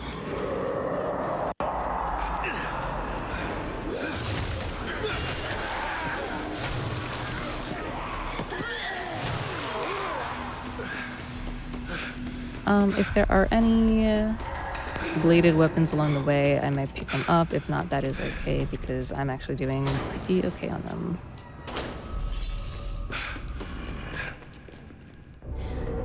So we are introduced to our third main enemy type. There are regular zombies, there are runners, and then there are chargers. I don't know the actual name for them. That's just how I remember them. The runners are the fast ones. The chargers are the ones that charge and pounce you. Simple enough. These guys can be pretty mean because not only can they charge you, they can just pin you and stun lock you.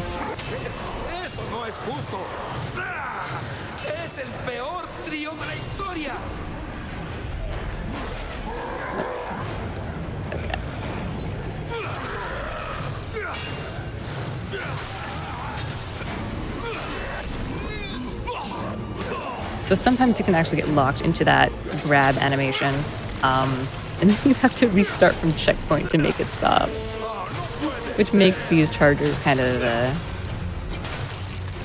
awful to deal with sometimes. Creo que lo logré. Creo que lo logré. Ay, Dios.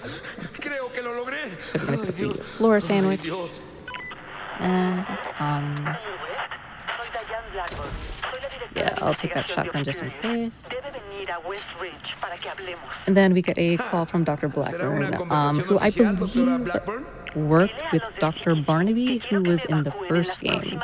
We're going to be talking with Dr. Blackburn, and she's going to give us information on Dr. Barnaby and his lovely cat. The best way.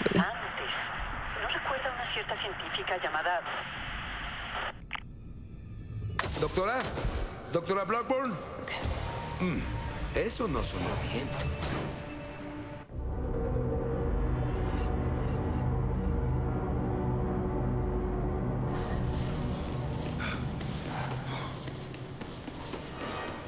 So basically, we're just meeting up with Dr. Blackburn.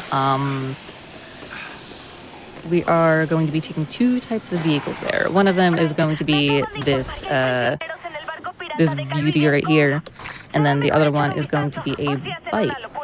I believe this game only has 2 bikes in the entire game.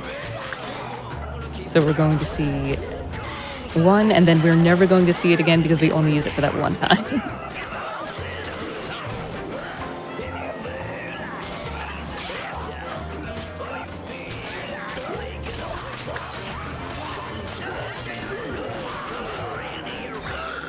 ¡Puedes volar!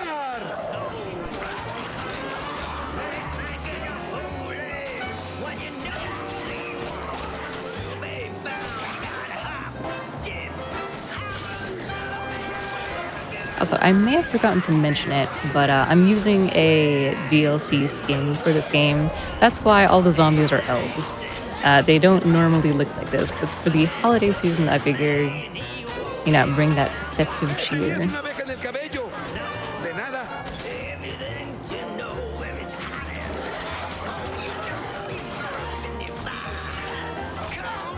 Alright, so this is going to be the end of the banana car. We are going to switch over to the motorbike. The reason why we did this is, 1, it's quicker. 2, there is a little section up ahead where you can fit the bike through. The rest of the way after that little open slot between the cars, you have to walk if you take a car. So that's why we take the bike, so that we can just quickly go to the very end and meet up with Dr. Blackburn.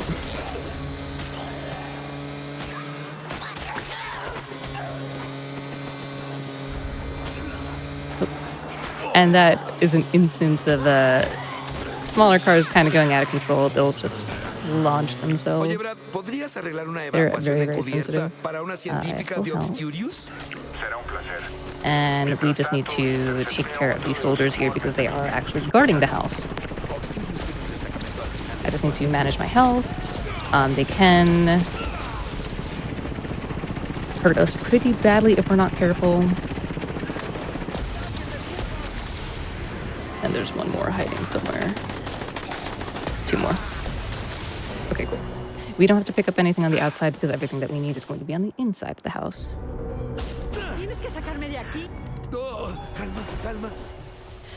Cool, so we are going to take this opportunity to stock up. Sometimes there's a knife in there. There was $200 instead. Very cool. Just gonna make a sword. We're gonna pick up 2 liquid nitrogens just in case we find more blades. If not, that's totally fine. Y déjame adivinar, Obscurious ha estado buscando este laboratorio secreto. Obsesivamente. El trabajo que se llevó ahí tiene el potencial de cambiar la mismísima naturaleza de la existencia humana. And then that's Dr. Barnaby and his cat, bueno, Mr. mira, O'Mell. Si quieres, toma una foto. Unironically, the cat is very important in a little bit. El laboratorio secreto y el proyecto.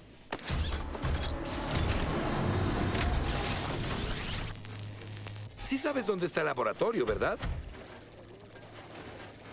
Te juro por el alma de mi SLR que si me dices dónde está el laboratorio, yo mismo te compraré un helicóptero. So we are actually going to get an upgrade for the exosuit, but we're not going to use it.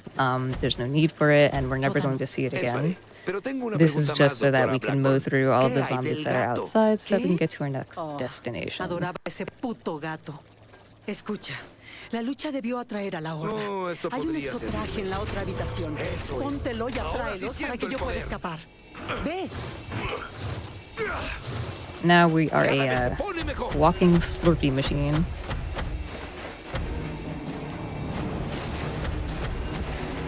So the good thing about the exosuit is you do take way less damage. The only thing is you can't really run too fast, but it does kind of bulldoze through enemies very quickly. Because of how bulky it is, sometimes it will get caught on objects, so I just have to be careful where I'm stepping.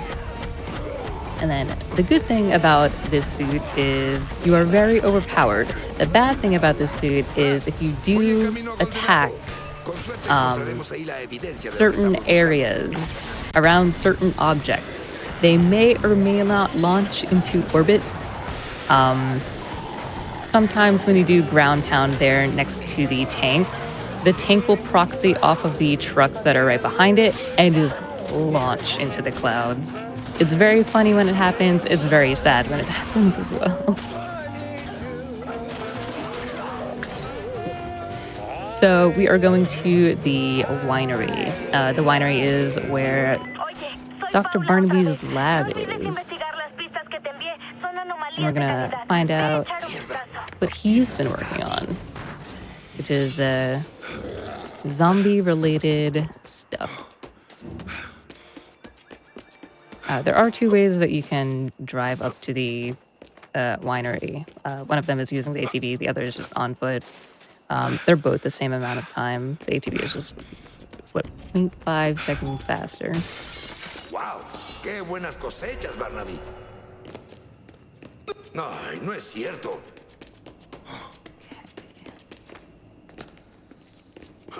Uy, qué oscuro. Supongo que esperaré a que mis ojos se ajusten.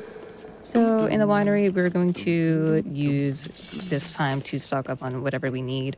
Because I am a little bit overstocked, I don't need to pick up too much else, so we can kind of just blast through the lab section. So this is Dr. Barnaby's beloved safe, and inside is... Oh, Mr. Oh, he's nice and safe. Señor Flamel, ¿qué carajos es esto? Supongo que Barnaby en serio amaba a este mierda. Se llevaron las cosas de computadora de Barnaby. Los archivos no están. So we can kind of look around a little bit. There's a zombie heart in a jar. All of his experiments are in here. There used to be someone in there. There isn't now. I think in the beta test of this game, there was actually a zombie in there, but they took him out for whatever reason. And then the password is Flamel. Barnaby, qué gran idiota. Me lleva. Okay.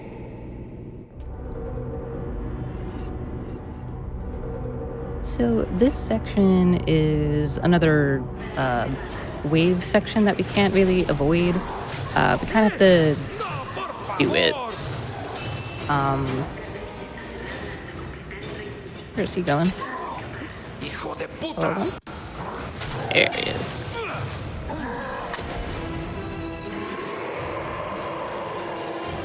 So there are two ways of doing this section. One of them is the way that I'm doing. This one I'm just the most used to. Essentially what you do is you start fighting the charger zombies and then you walk into this little hallway section. Once the wave starts, if you're in this hallway section, the game says, you are not here. No zombies will come after you. If you're a little bit too late, they will recognize that you are there. So they'll just kind of infiltrate the hallway. The other way of doing it is those two tables that are outside, right here and here. You can stand on one of those tables. It will trigger the waves of zombies. You do kind of have to stand a certain way on the tables so that the zombies don't eat away at you, because they'll slowly chip away at your health. But it's fine if they do chip away at your health because there's, I think, a health drink over here and then a sandwich on the other table. So if that does happen, you're pretty much A-okay. We kind of just have the beautiful scenic view of the zombies being lost in the distance. Sometimes if there's a charger zombie that does survive, he'll kind of shimmy to the right and then shimmy to the left, and then he'll just kind of intimidate you at the little opening right here, but it seems like he went somewhere else.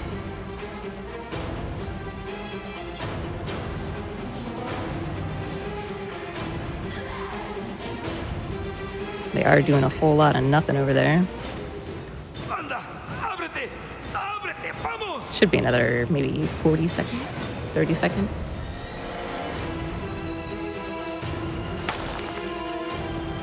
What was that? Doing it this way doesn't really skip anything important. It just kind of stops the waves from coming in. That's really it. It doesn't skip a boss fight or a mini boss or a special infected spawning in. They're just kind of there.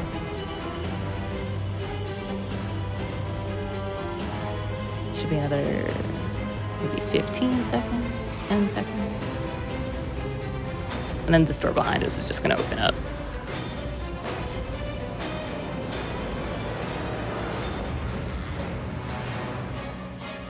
Well, Barnaby did well with the place.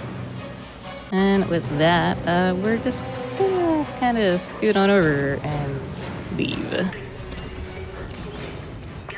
that's chapter 3.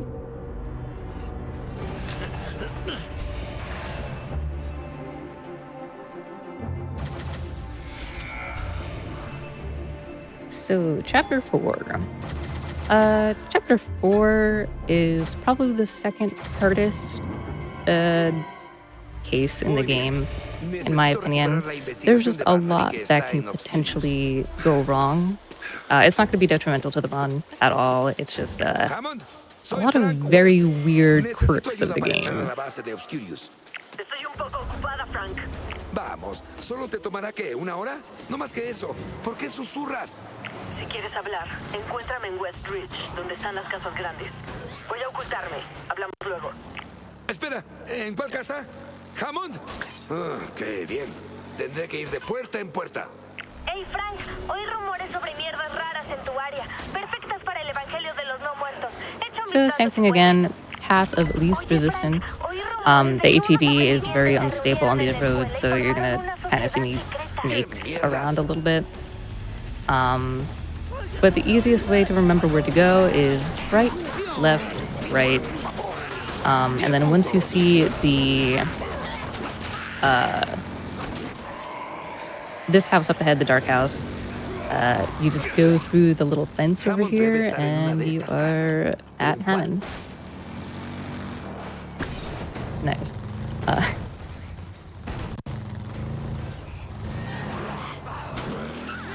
And Hammond will always be at this house. It's never a guessing game.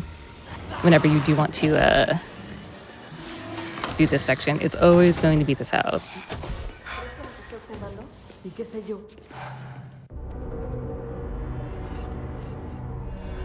And this little section is just an opportunity to stock up if we need to, but I'm full on everything, so we're good to go once Hammond stops talking. En eso estamos. Con todo respeto, jefa, montar un ataque no es precisamente nuestro fuerte. Next area we're going to is a pool hall. We have to clear out the pool hall because I believe they want another safe house. That's really it. And Frank says, okay, yeah, I'll do that. So he just goes there, clears out the safe house, and then after that we're going to continue to help Hammond.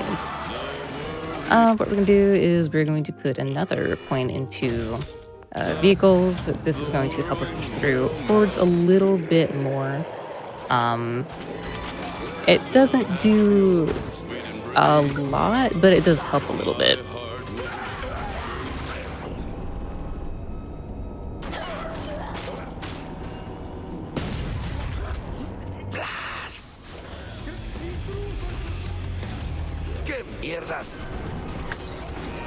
You're also going to see some icons pop up and then get crossed out on the screen. If you remember Otis from Dead Rising 1, essentially Paula is our Otis for this game. She's going to be calling in and saying, hey, there's a person over there and they ain't doing too hot. So go over there and help them. Same thing with the Dead Rising 1 bosses. Those are going to be the Dead Rising 4 psychopaths. I think they're called maniacs in this game, though. Nice. Well, perfect opportunity to switch cars.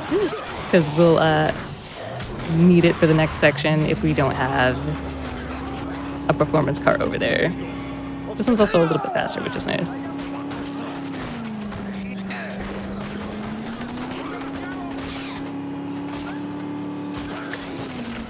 Although the vehicle push isn't as good as the other one, but that is fine.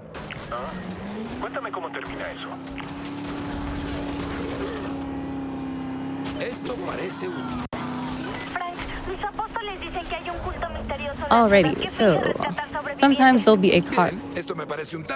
Sometimes there'll be a car there. Every time that I have been practicing for this run, the car was never there. Lo and behold, it is there this time.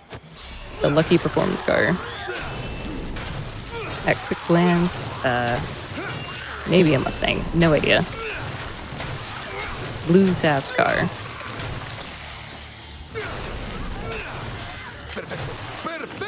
We are still gonna take the cop car though, because it's faster and in the right direction. We're not gonna use that.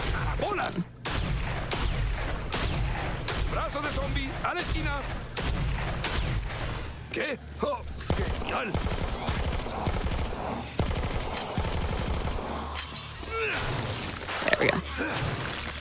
So once you kind of mow down enough zombies in a room, it's going to eventually show you the skull icons, which means these are the last ones left. But you have to kill a certain amount in order to do that.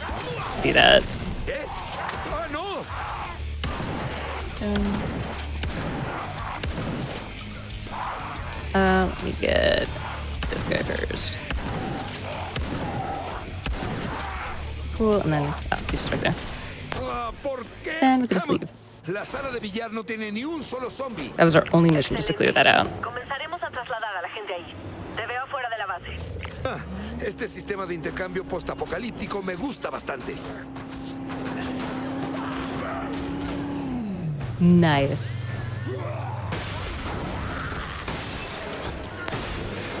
So that's some of the weird stuff that you're going to see with this game. You can just hit nothing.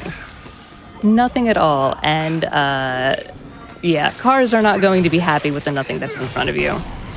Basically, that nothing manifests into something and the car will get launched for no reason. I could have found another car, however, it was kind of a little bit of ways away, and I'm just gonna run it because things have not been too bad yet. We're just gonna take this truck right up here.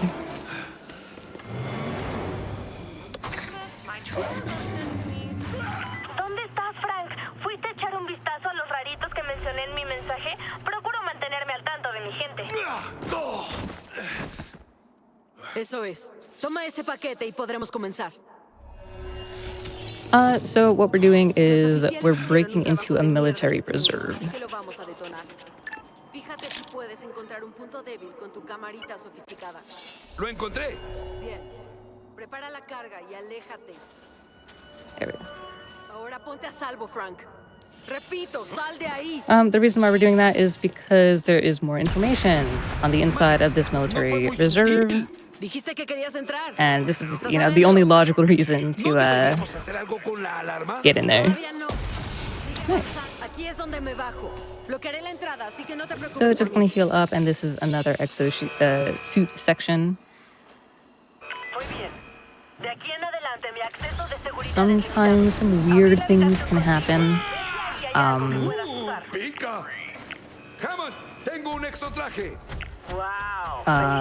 The reason why I say this is one of the harder sections is because of the weirdness.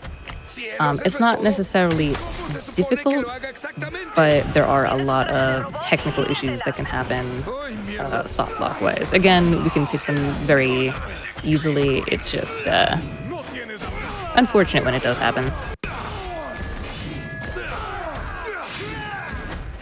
So I am getting these guys down here first because sometimes they can get lost and they don't know what to do themselves, and they get trapped down there without me knowing. So taking care of them now will be the best option.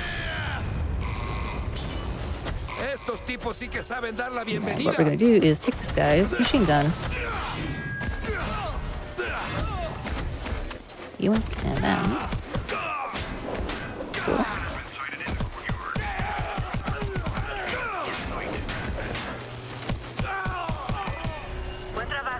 We also have to do this in a weirdly paced manner. If you go too fast, the section will softlock even though you defeat all of the enemies in the area. If you go too slow, sometimes enemies will just clip into walls and you have to restart from checkpoint, which is thankfully right at the beginning of the section that you enter. So it's not too bad.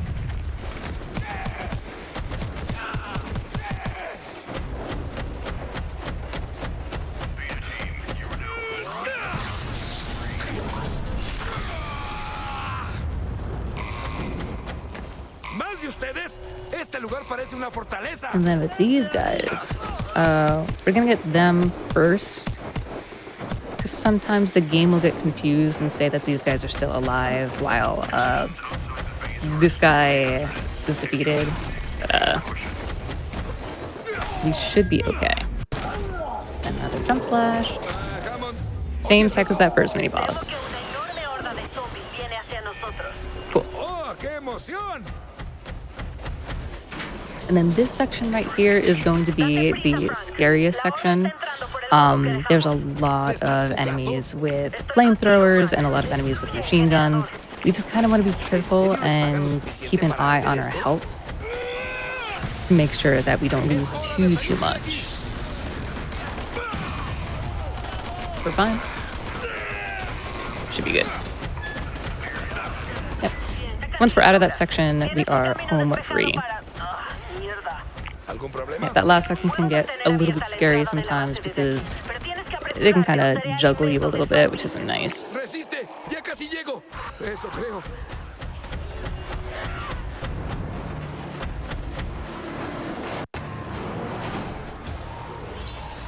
Oops.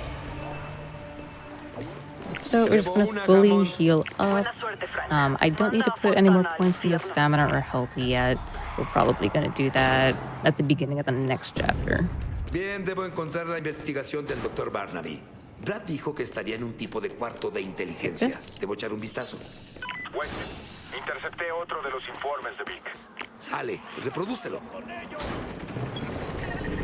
Frank regresó a Willamette con su engreído y estúpido rostro de siempre. Algunos nunca cambian. Sala de investigaciones, ¿eh? Construida. And this is just another investigation section. This is where we kind of find out that these zombies are being tested on, and they're being, I believe, genetically manipulated to have their humanity still, but at the same time they have that zombie-like strength. And they're essentially just producing them rapidly so that the obscures can take advantage of that.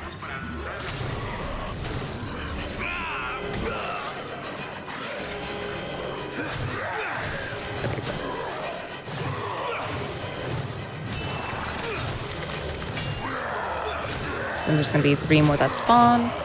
Before that happens, hopefully I can grab this. Oh no, it's gone.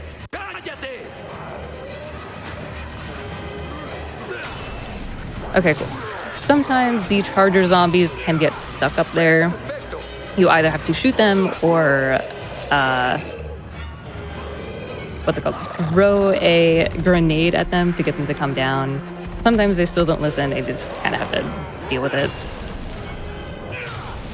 What's he doing?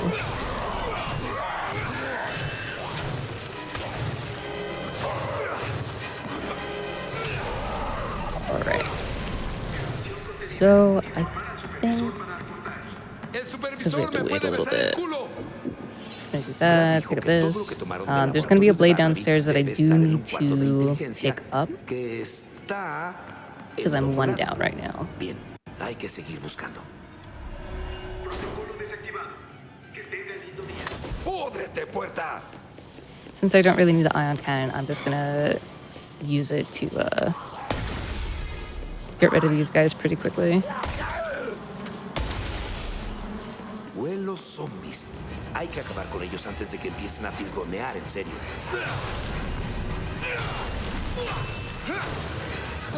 Estoy muerto. Cool. There's a blade back here that I could pick up. And we're set.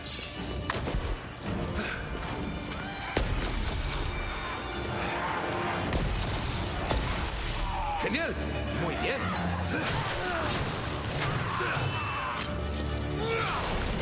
Nice. Sometimes they can get kind of lost, and you can't really find them because it's so dark. But thankfully they group together at the end there. Maldita sea, debe haber miles de archivos aquí. Ah, esta es una parte de la cámara de tratamiento. Eso es. Recuperamos el material perdido de la computadora. Aquí están los archivos que faltaban. Todos con And then fecha after del this 25 de noviembre. section, we're going to meet our next main boss. This is going to be Fontana. Like I said earlier, Fontana is weak to ice swords, so that's why we kind of stocked up on the ice swords a little bit. In my opinion, I think she is the hardest boss, solely because she can flash grenade you and then juggle you, and then just keep doing that until you have no more health left. Even if you do, use all of your points and all of the health items that you have, sometimes she is just so angry at you that she doesn't really let you do anything. Fontana, no te tengo miedo. Sé quién comenzó la epidemia. Fue Calder, uno de tus soldados.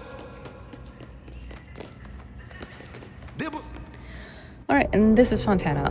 The strat here essentially is jump slash dodge. Seguiré la historia, Fontana. ¿Ya terminaste?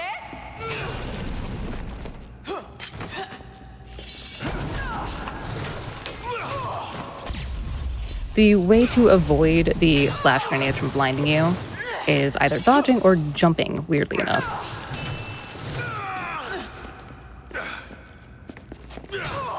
She walked right into me. That is really nice. Cool.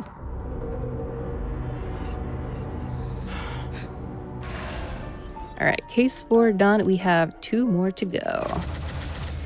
Chapter 5 is the kind of longest one and the hardest one. There's a lot that can happen, mainly with the vehicles because you have to drive around a bit. Debo salir de esta trampa y encontrar a Calder. Necesito el disco duro.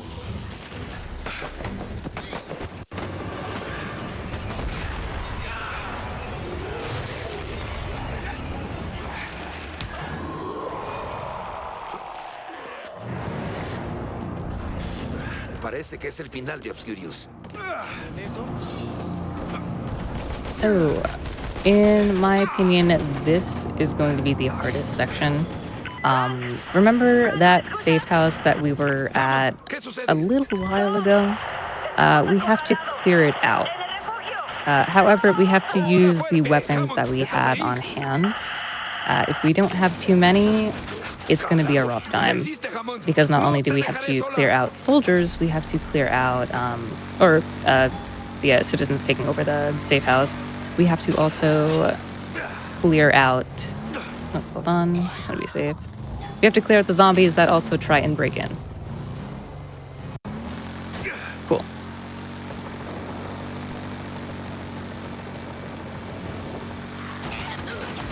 ¡Oh, qué buena atracción!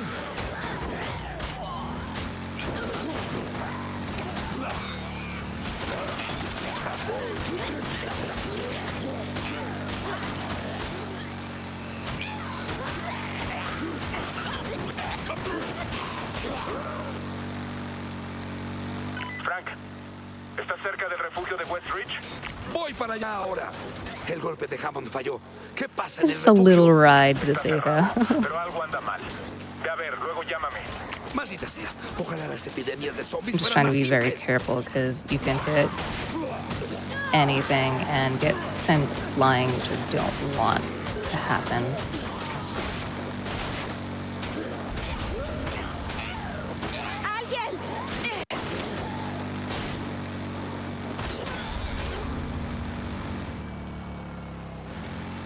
The safe house is just up ahead. Sí, directo a la parrilla. Whoops. Pretty El lugar good. está sin control. Debo llegar a terreno elevado para verlo mejor. That's fine. Alright, so we don't want to use too many weapons here. I know that there's a lot of zombies, but we have to kind of save them for the safe house because there's a lot of people on the inside. Estos no son zombies. Oh, wow. Cerca eléctrica. All we La need to verdad do no me is interesa una power on the desfibrilación gratis. doors, Gracias. and then we are in. Brad, luces parpadeantes naranjas, ¿qué significan? Protocolo de contención. Nada entra o sale hasta que se reinicie el sistema. Hay un panel en la parte trasera. Presiona el interruptor de reinicio y se abrirán las puertas exteriores. El sistema se reinició, Frank. Entra rápido o los zombies llegarán a Hammond antes de Alright, tú. so let's see how this goes. Terribly. We're gonna put one into health, see how that works. Yeah, they could be very, very mean, and there's nothing that we could really do about that. I have no weapons. Hold on. Don't mind me.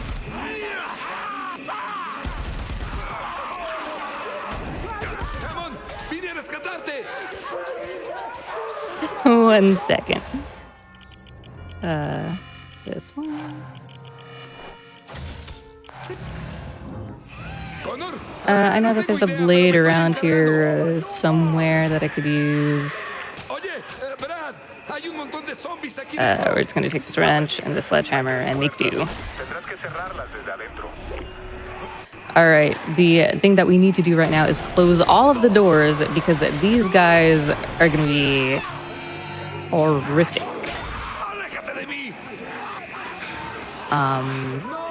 We're just kind of ignoring everything. Hopefully they won't be too bad. Okay. As long as I have enough weapons, we should be good. Which I think we do. And I believe I could buy bladed weapons in the vendor if I really need them. Which, if I can't find that blade, I will need to.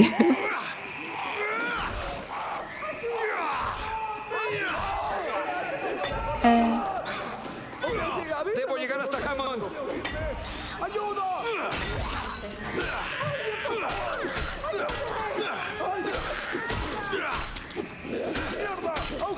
Yeah, this was a very rough safe house.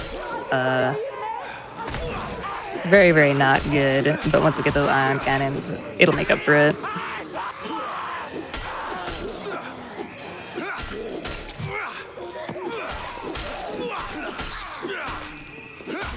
Aguanten, chicos, ya casi llego.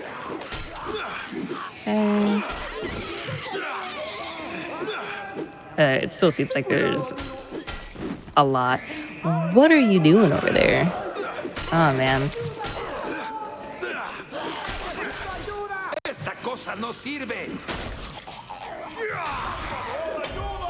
Alright, we got a blade. I am just going to make a sword quick, and then I'm going to find another one. then we should be good from there. We're gonna talk to Connor, and while he's yapping, we're gonna continue the rest. ¡Refugio mis nalgas! Lloraría de alivio, pero debo concentrarme en no mear mis pantalones. I think we could use that sword. ¿Qué estás haciendo? ¿No está aquí? Thanks. We have to wait for the weapons vendor to spawn anyway, so this kinda works out. We're also gonna take this floor burrito.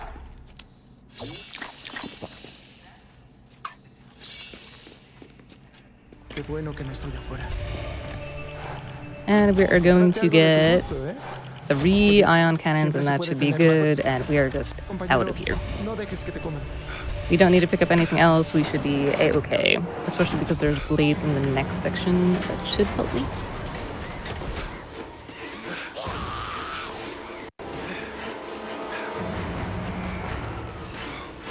Vaya, creo que nos topamos con una mina de oro para podcast. Investiga las coordenadas que te envié. Ya verás que valdrá la pena.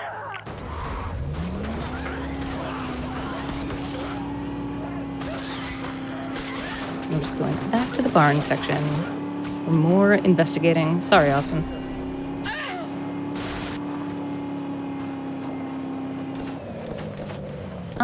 So we're gonna try and position ourselves right here. And because these guys are gonna be in our way, we are just going to evaporate them. ¡Resiste, Hammond! ¡Vine a rescatarte! Mierda, eso no sonó nada genial. Hopefully they won't bother us too much up here. Hold on. Cool. That should be good. Hay muchas marcas en el piso. Viene de su... ¡Ajá! ¡Una entrada secreta! Espera, ¿qué mierda? ¿Una entrada secreta? ¿Es en serio? Nada de Hammond. Bien, pero tal vez haya alguna pista de a dónde la llevaron.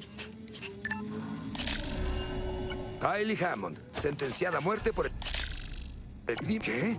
We're gonna jump at this painting so that it falls down, because I don't want to pick it up. Representación gráfica And the de la last one is locura. an invisible message. Lleva a los enmascarados y Once we have all that, we are just gonna leave. Un lechero muy I'll maquiavélico. see if there's any blades. ¿Cómo Yeah. piensa ejecutar a Hammond? Not Se that la hand. llevó a esa fábrica de Keepak Cement en North Peak. ¿Está cerca de ahí? No llegaría a tiempo, Frank. And we go to the next Debo section. conseguir transportes a la CDC para los civiles. Ahora que Oscurious ya no es un problema.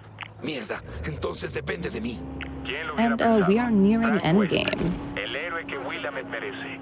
Sí, un héroe mierdero para la ciudad más mierdera de Estados Unidos. Hey, Frank, dicen que hay un lunático escondido en uno de estos edificios. Debería ver de qué se trata. We only have 2 bosses left. One of them is, I believe his name is Tom, and then the other one is going to be Calder, who is the main focus of the Obscurus mission, because Calder was, I believe, the first zombie that was experimented on to still have his humanity, and he's a super zombie. That's essentially what he is.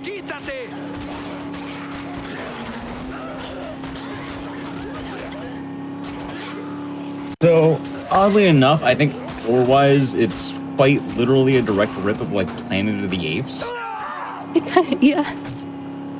Yeah, because, I guess for anyone who doesn't know both, the whole idea of Planet of the Apes is you have the, well, I guess maybe you Rise of Planet of the Apes or something, but you have the really smart ape. It's Caesar, who, you know, was tested on, and then he ends up overthrowing humanity. In this game, you have Calder. He's a super smart zombie who is actually intelligent and tries to overthrow humanity. Which, of all the ways for this to go, it's a Christmas game that's essentially Planet of the Apes, which, sure. Yeah, it works. Sure. Kinda. So we're gonna grab our exosuit, which is gonna help us get to the top of this tower and get to Tom. I think his name is Tom. Son los peores zombies de todos, como los Hitler de los zombies. What's really nice is the charger zombies won't actually hurt you or stun you, so you could just walk right through them.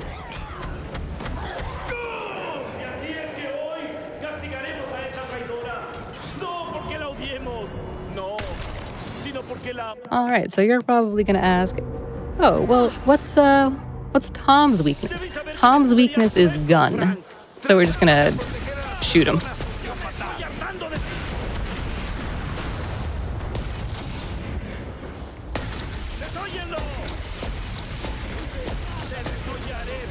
Should be good. Yep. And we just have to be a little bit careful because there's soldiers to the left side. Should be good. Okay, cool.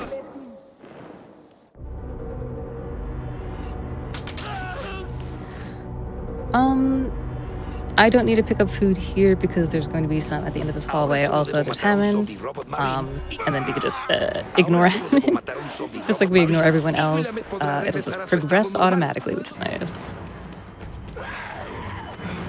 Pick up some of these. Get up, just in case. Alright, and now this is officially endgame. All we need to do is get through the sewers. And we're gonna meet Calder.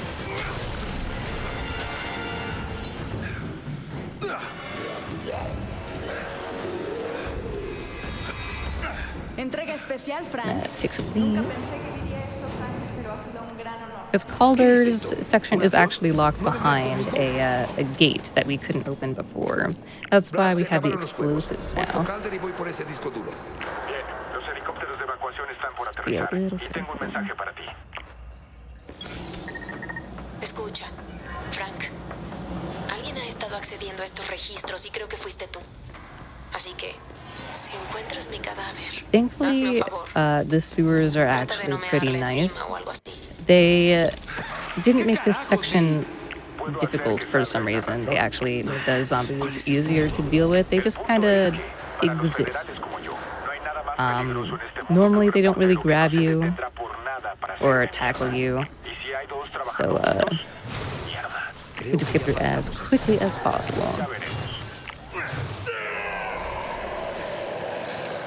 What's that? Oh, nice. What? Weird.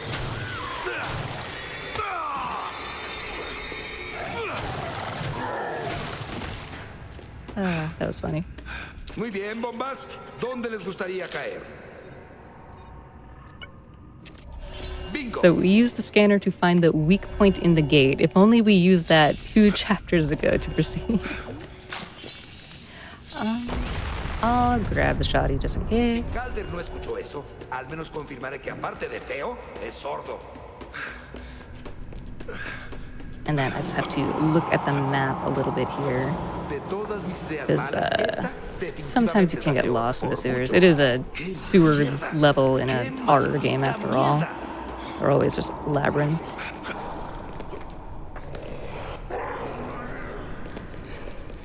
Okay. Maldición, qué oscuridad. No alcanzo a verme ni el culo. Actually, I'm alright with those. Frank, ¿qué está pasando? ¿Estás ahí? Bendita, cállate, cállate. ¿Cómo apago esta cosa? Once you pass this guy, we are at the very end. I also really enjoy once you get to this door, they're saying, hey, this is Calder. This is the final boss. Are you sure you want to fight him? Are you sure you want to go to endgame right now? Necesito el disco duro y después salir de aquí con el rostro intacto. Alright, so the strat here is ignore everything. If you need to, use the ion cannon to clear the way. Other than that, don't run too much and just snake through the zombies. And keep an eye on your health, because they will just mow you down if you're not careful enough.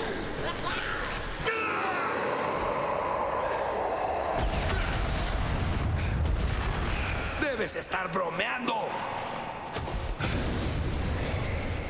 And sometimes Calder can hit you from over there as well, which is not too fun when that happens. Seguro así se ve el infierno.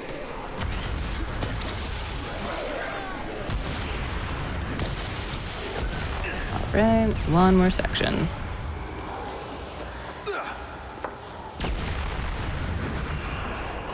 Buen brazo.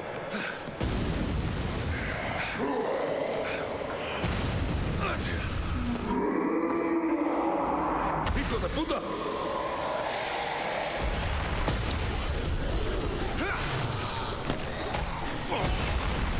So we're gonna be a little bit careful. This is the worst one. Because anything could really happen. They could just throw a bunch of fire on top of explosives on top of more fire. Así que por favor, no permitas que muera.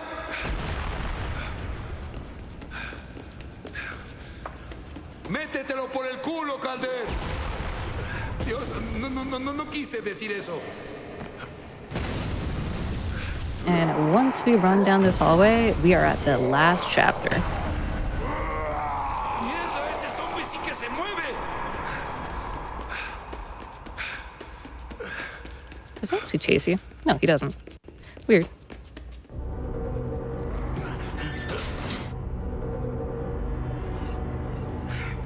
Also, does everyone remember Vic? She was in the story. She was there. We're finally going to meet her again. It only took 5 chapters.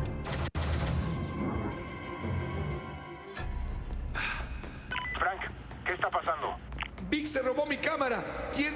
¿Qué? Esto todavía no termina, novata. So Vic is running away from us because she actually has a backup of all the information and files that we have. And she is kind of being selfish and saying, hey, no, I want to publish a story. But eventually she has a change of heart. And at the end of the game, she's like, well, I'm sorry that I had you chase me throughout this entire mall filled with zombies. So her thing is she's going to throw flash grenades at you. The way to avoid them is to... Same thing with Fontana. You either dodge or you jump. You don't want to be too far away from Vic because she'll either stall or you'll have a hard time catching up to her. If you're too close to her, she will just stun you repeatedly with flash grenades and there's nothing that you can do about it. Even if you do dodge, it will just immediately stun you.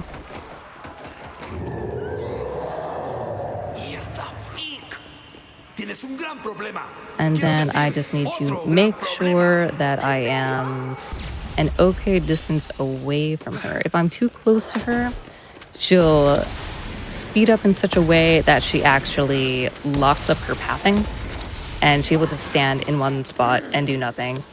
And then you have to reload the checkpoint. So I'm just going to watch her on the right here. Kill some zombies in the meantime. Wait for her to come down. And then once she's on the floor again, we can just continue normally. Brad, de verdad necesito que me eches una mano aquí. Vic huyó por Caribbean Cove. Espera un minuto. Sube. Puedes alcanzarla en Kichiro Plaza. Kichiro Plaza. La mierda. Vic, Calder no se anda con jueguitos.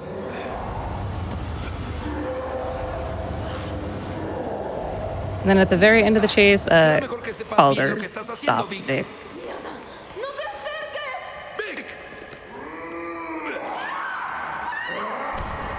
And this is the final boss.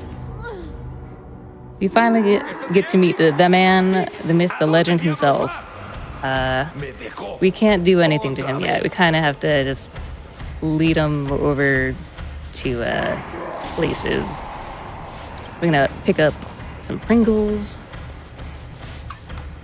make sure that we have enough health, and we have to wait for Vic to open up the gate so that we can put on the exosuit so that we can actually fight Calder. Tu preocupación es muy conmovedora. Dirígete al spa. Te dejé la puerta abierta. He's fine over there. No creo que una pedicura me ayude mucho. So the last thing I'm going to do for the skill tree is we are going to put 2 points into blunt weapons because for whatever reason, the trees act as blunt weapons and we will need them to fight the charger zombies.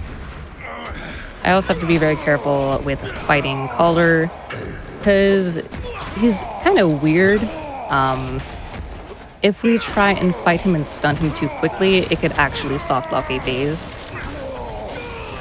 And it will just crash the game. So I just have to monitor what I am doing at all times when it comes to him.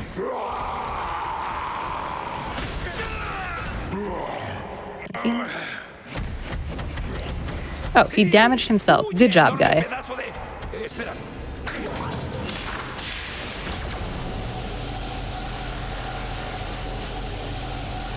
So, usually boss battles, final boss battles, have 2 or 3 phases, right? This one has 5. For whatever reason, they thought that was the magic number, and it's perfect for Calder, I suppose. With each phase, there's going to be more charger zombies, so we just have to make sure that we save as many trees as we can.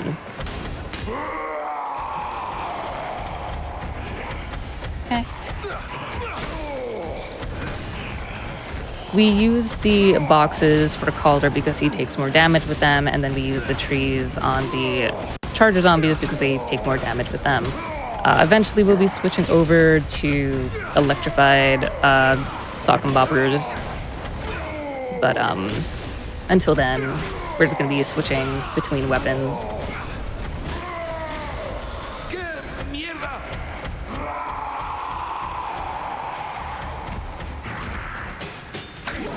Picked up the tree. Oh, that's fine.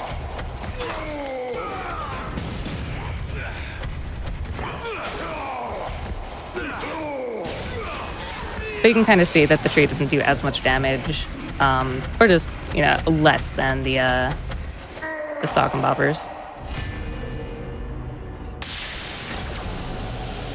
So we're on 3. Este sería un excelente momento para ese plan que tenías. Ya casi. And I think this is where we get the electric ones. Oh, Big Shoe, maestra estratega. Nope, next one.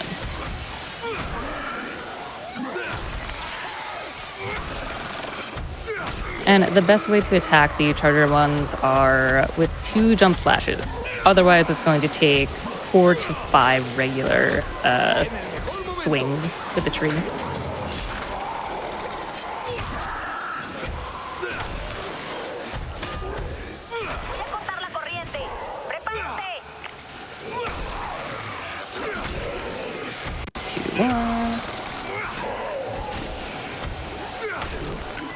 Should be it. Okay, cool.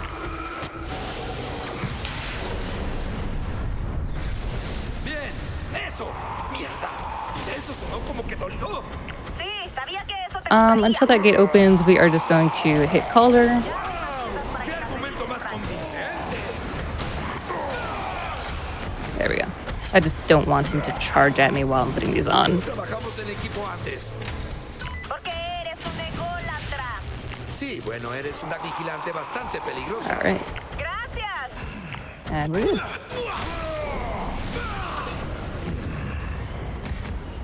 Me das miedo mucho.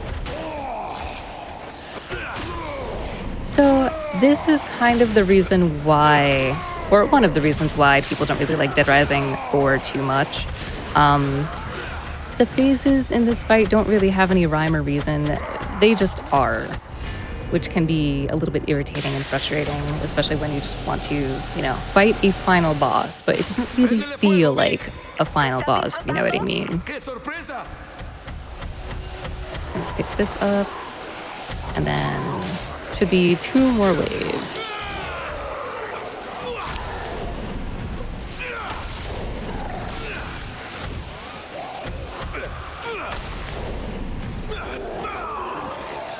We canceled each other out. That's very funny.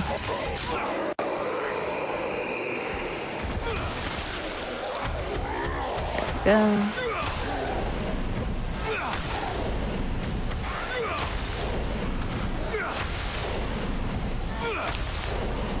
The only reason why I'm ground pounding a lot is because there are a lot of zombies and I want to make sure that I have enough room to not get stunned. by them while I'm fighting either the Chargers or Calder. Because anything can really stagger you.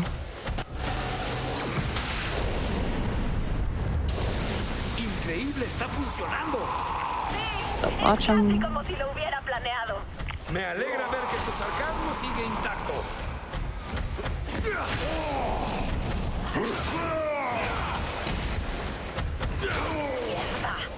Voy a tener que sobrecargar el último generador manualmente. ¿Qué? ¿Estás loca? And then there's just one more after this.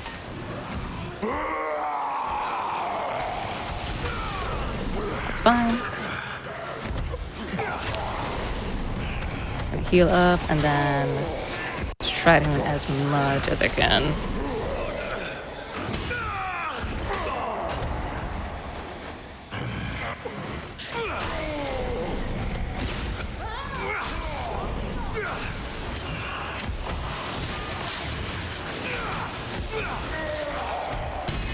I don't know what happened there. So this is gonna be the final one. Just one more wave of the Chargers, and then we actually get to defeat Calder. ¿Qué demonios estás haciendo? Lo golpeo lo más fuerte que puedo.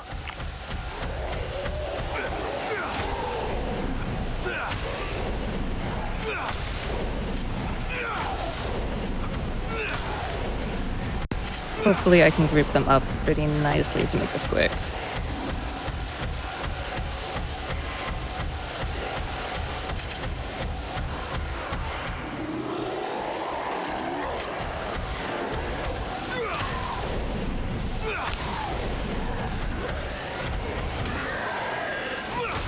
Okay.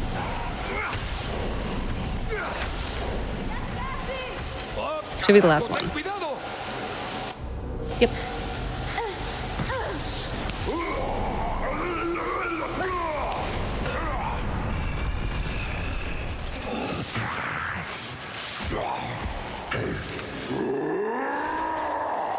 Alright, so we're gonna dodge and then just swing. One more hit. Okay. Alrighty, so that was Calder. Unfortunately, it's not over. It is the final boss, but then we get to meet the true final boss. Bueno, ahora que resolvieron todo, necesitamos llegar al punto de encuentro. No tienes que pedírmelo dos veces. But this is the very last section of the game. Take the gingerbread cookies, heal up as much as we can. Once Brad is down here, we can talk to him. I just need to be careful on my pathing, and then we'll start the very, very last section. Abriré estas puertas. Okay.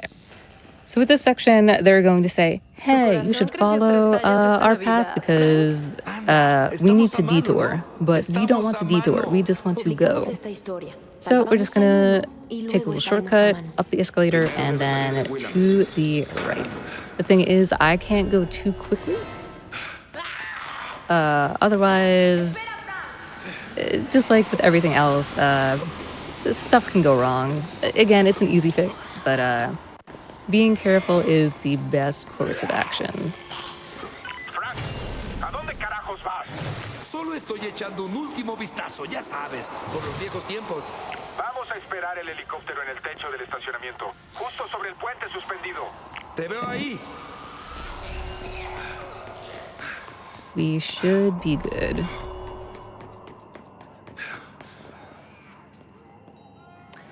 Brad may have soft locked. Hold on one second. He did. Okay, cool. Yeah, that's the unfortunate thing about this section. It's kind of a 50-50. Either it works or it doesn't work.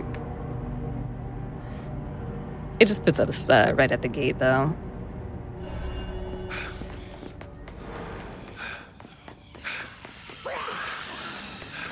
Let's see here.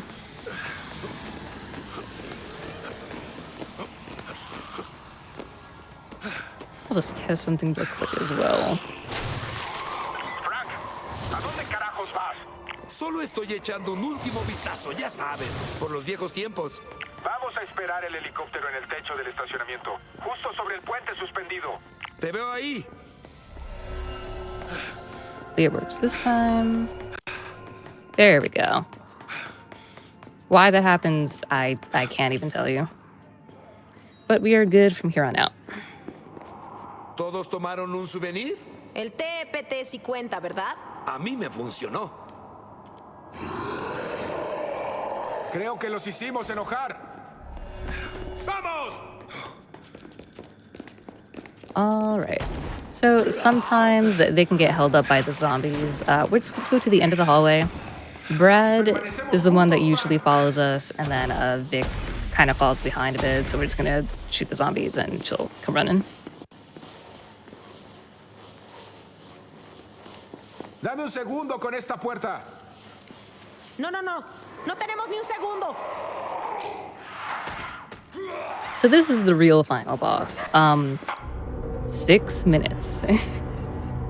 And the reason why it's 6 minutes is because it's a 6-minute countdown. Or 7 minutes. I think it's 6. It's one of them. 6 minutes. 6 minutes is all I have. Since this section is timed, there's really not much that you could do. It's just survive for that amount of time. We're gonna pick up as much as we can. We'll heal up. We'll do everything possible to stay alive. And then we're just gonna hang back. Sometimes throw grenades. And wait for the next gate to open. There's 3 sections.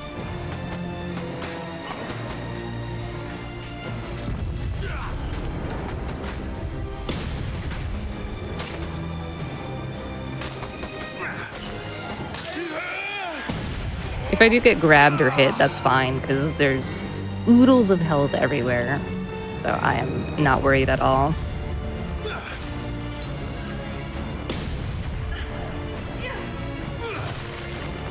¡Avancen, suban, arriba! ¡Anda! So the gate is open. We can slowly make our way over to the next section. Here, the stronger zombies are going to spawn. We have some Molotovs. We have a couple more grenades. I don't have any more liquid nitrogen. I do have one here, though. If we do make combo weapons here, it will slow down the timer up there. This is the unfortunate part. So we're going to try not to do that unless we really have to at the very end.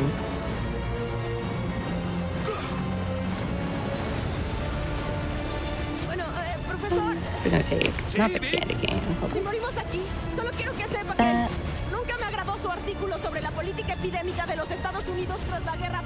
No, we're just gonna hang out up here, survey the scenery, and shoot every once in a while. Brad and Vic aren't going to die. You do have to kind of protect them in the 3rd section, but here they just kind of hang back and do their own thing, which is really nice. You could just relax for a little bit. I don't know how often it happens to you, but I frequently get a bug where the music just stops here. Oh yeah, that happens a lot actually. And then it's the most awkward 6 minutes of just you wait, and then it's just like nothing. Sounds of guns and zombies. The true sounds of the holiday season.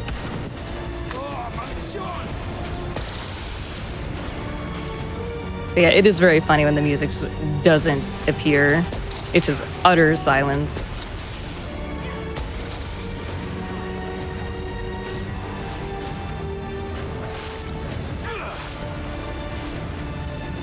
Okay, so the gate should open at 3 minutes.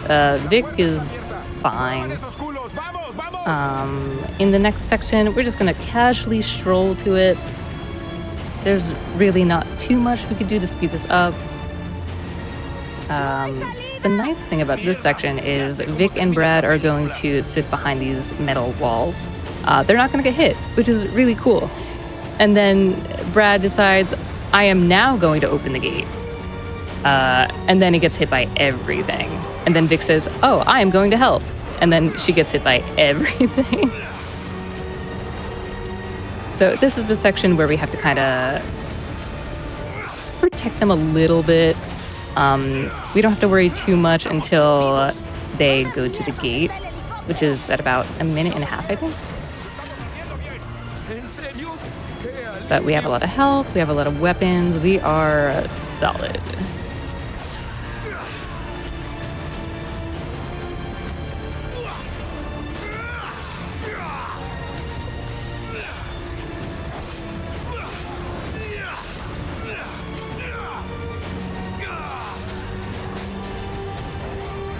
There is also the funny bug of almost all the audio not working, and all you hear is, Frank, I need help, Frank. Just yelling from across the map.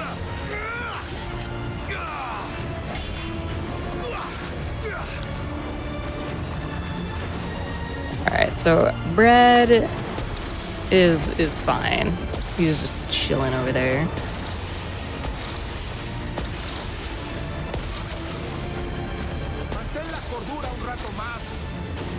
So once the gate is open and the screen fades to black, that will be time.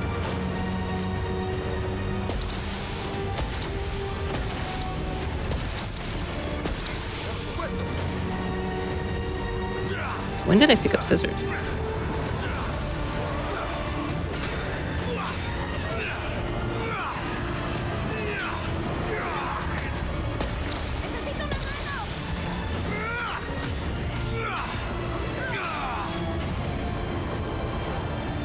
Gonna pick this up just for safety, just in case.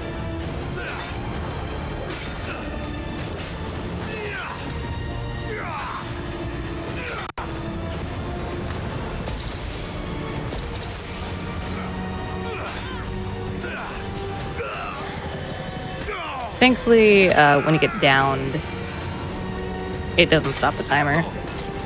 15 seconds. 10.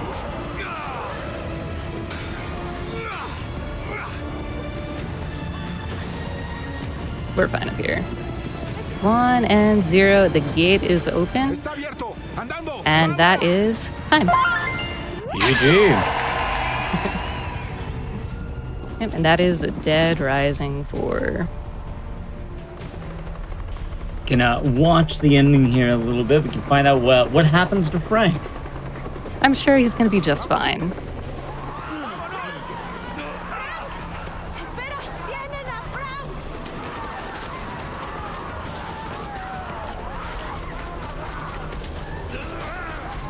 I like how he doesn't even like try to kick or anything. He just kind of... Yeah, no, he's existing.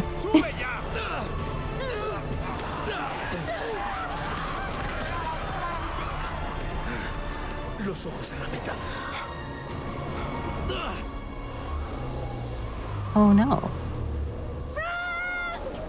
Is he gonna be okay? Yeah, I think he'll walk it off. Yeah, you know, I think you're right.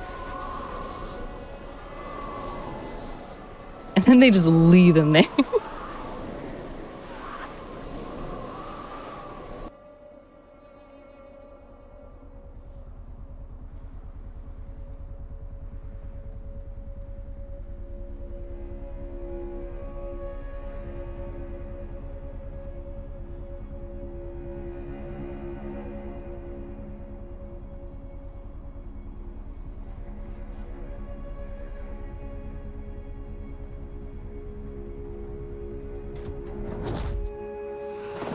And that has all the data of Scariest and Willamette and everything that happened there.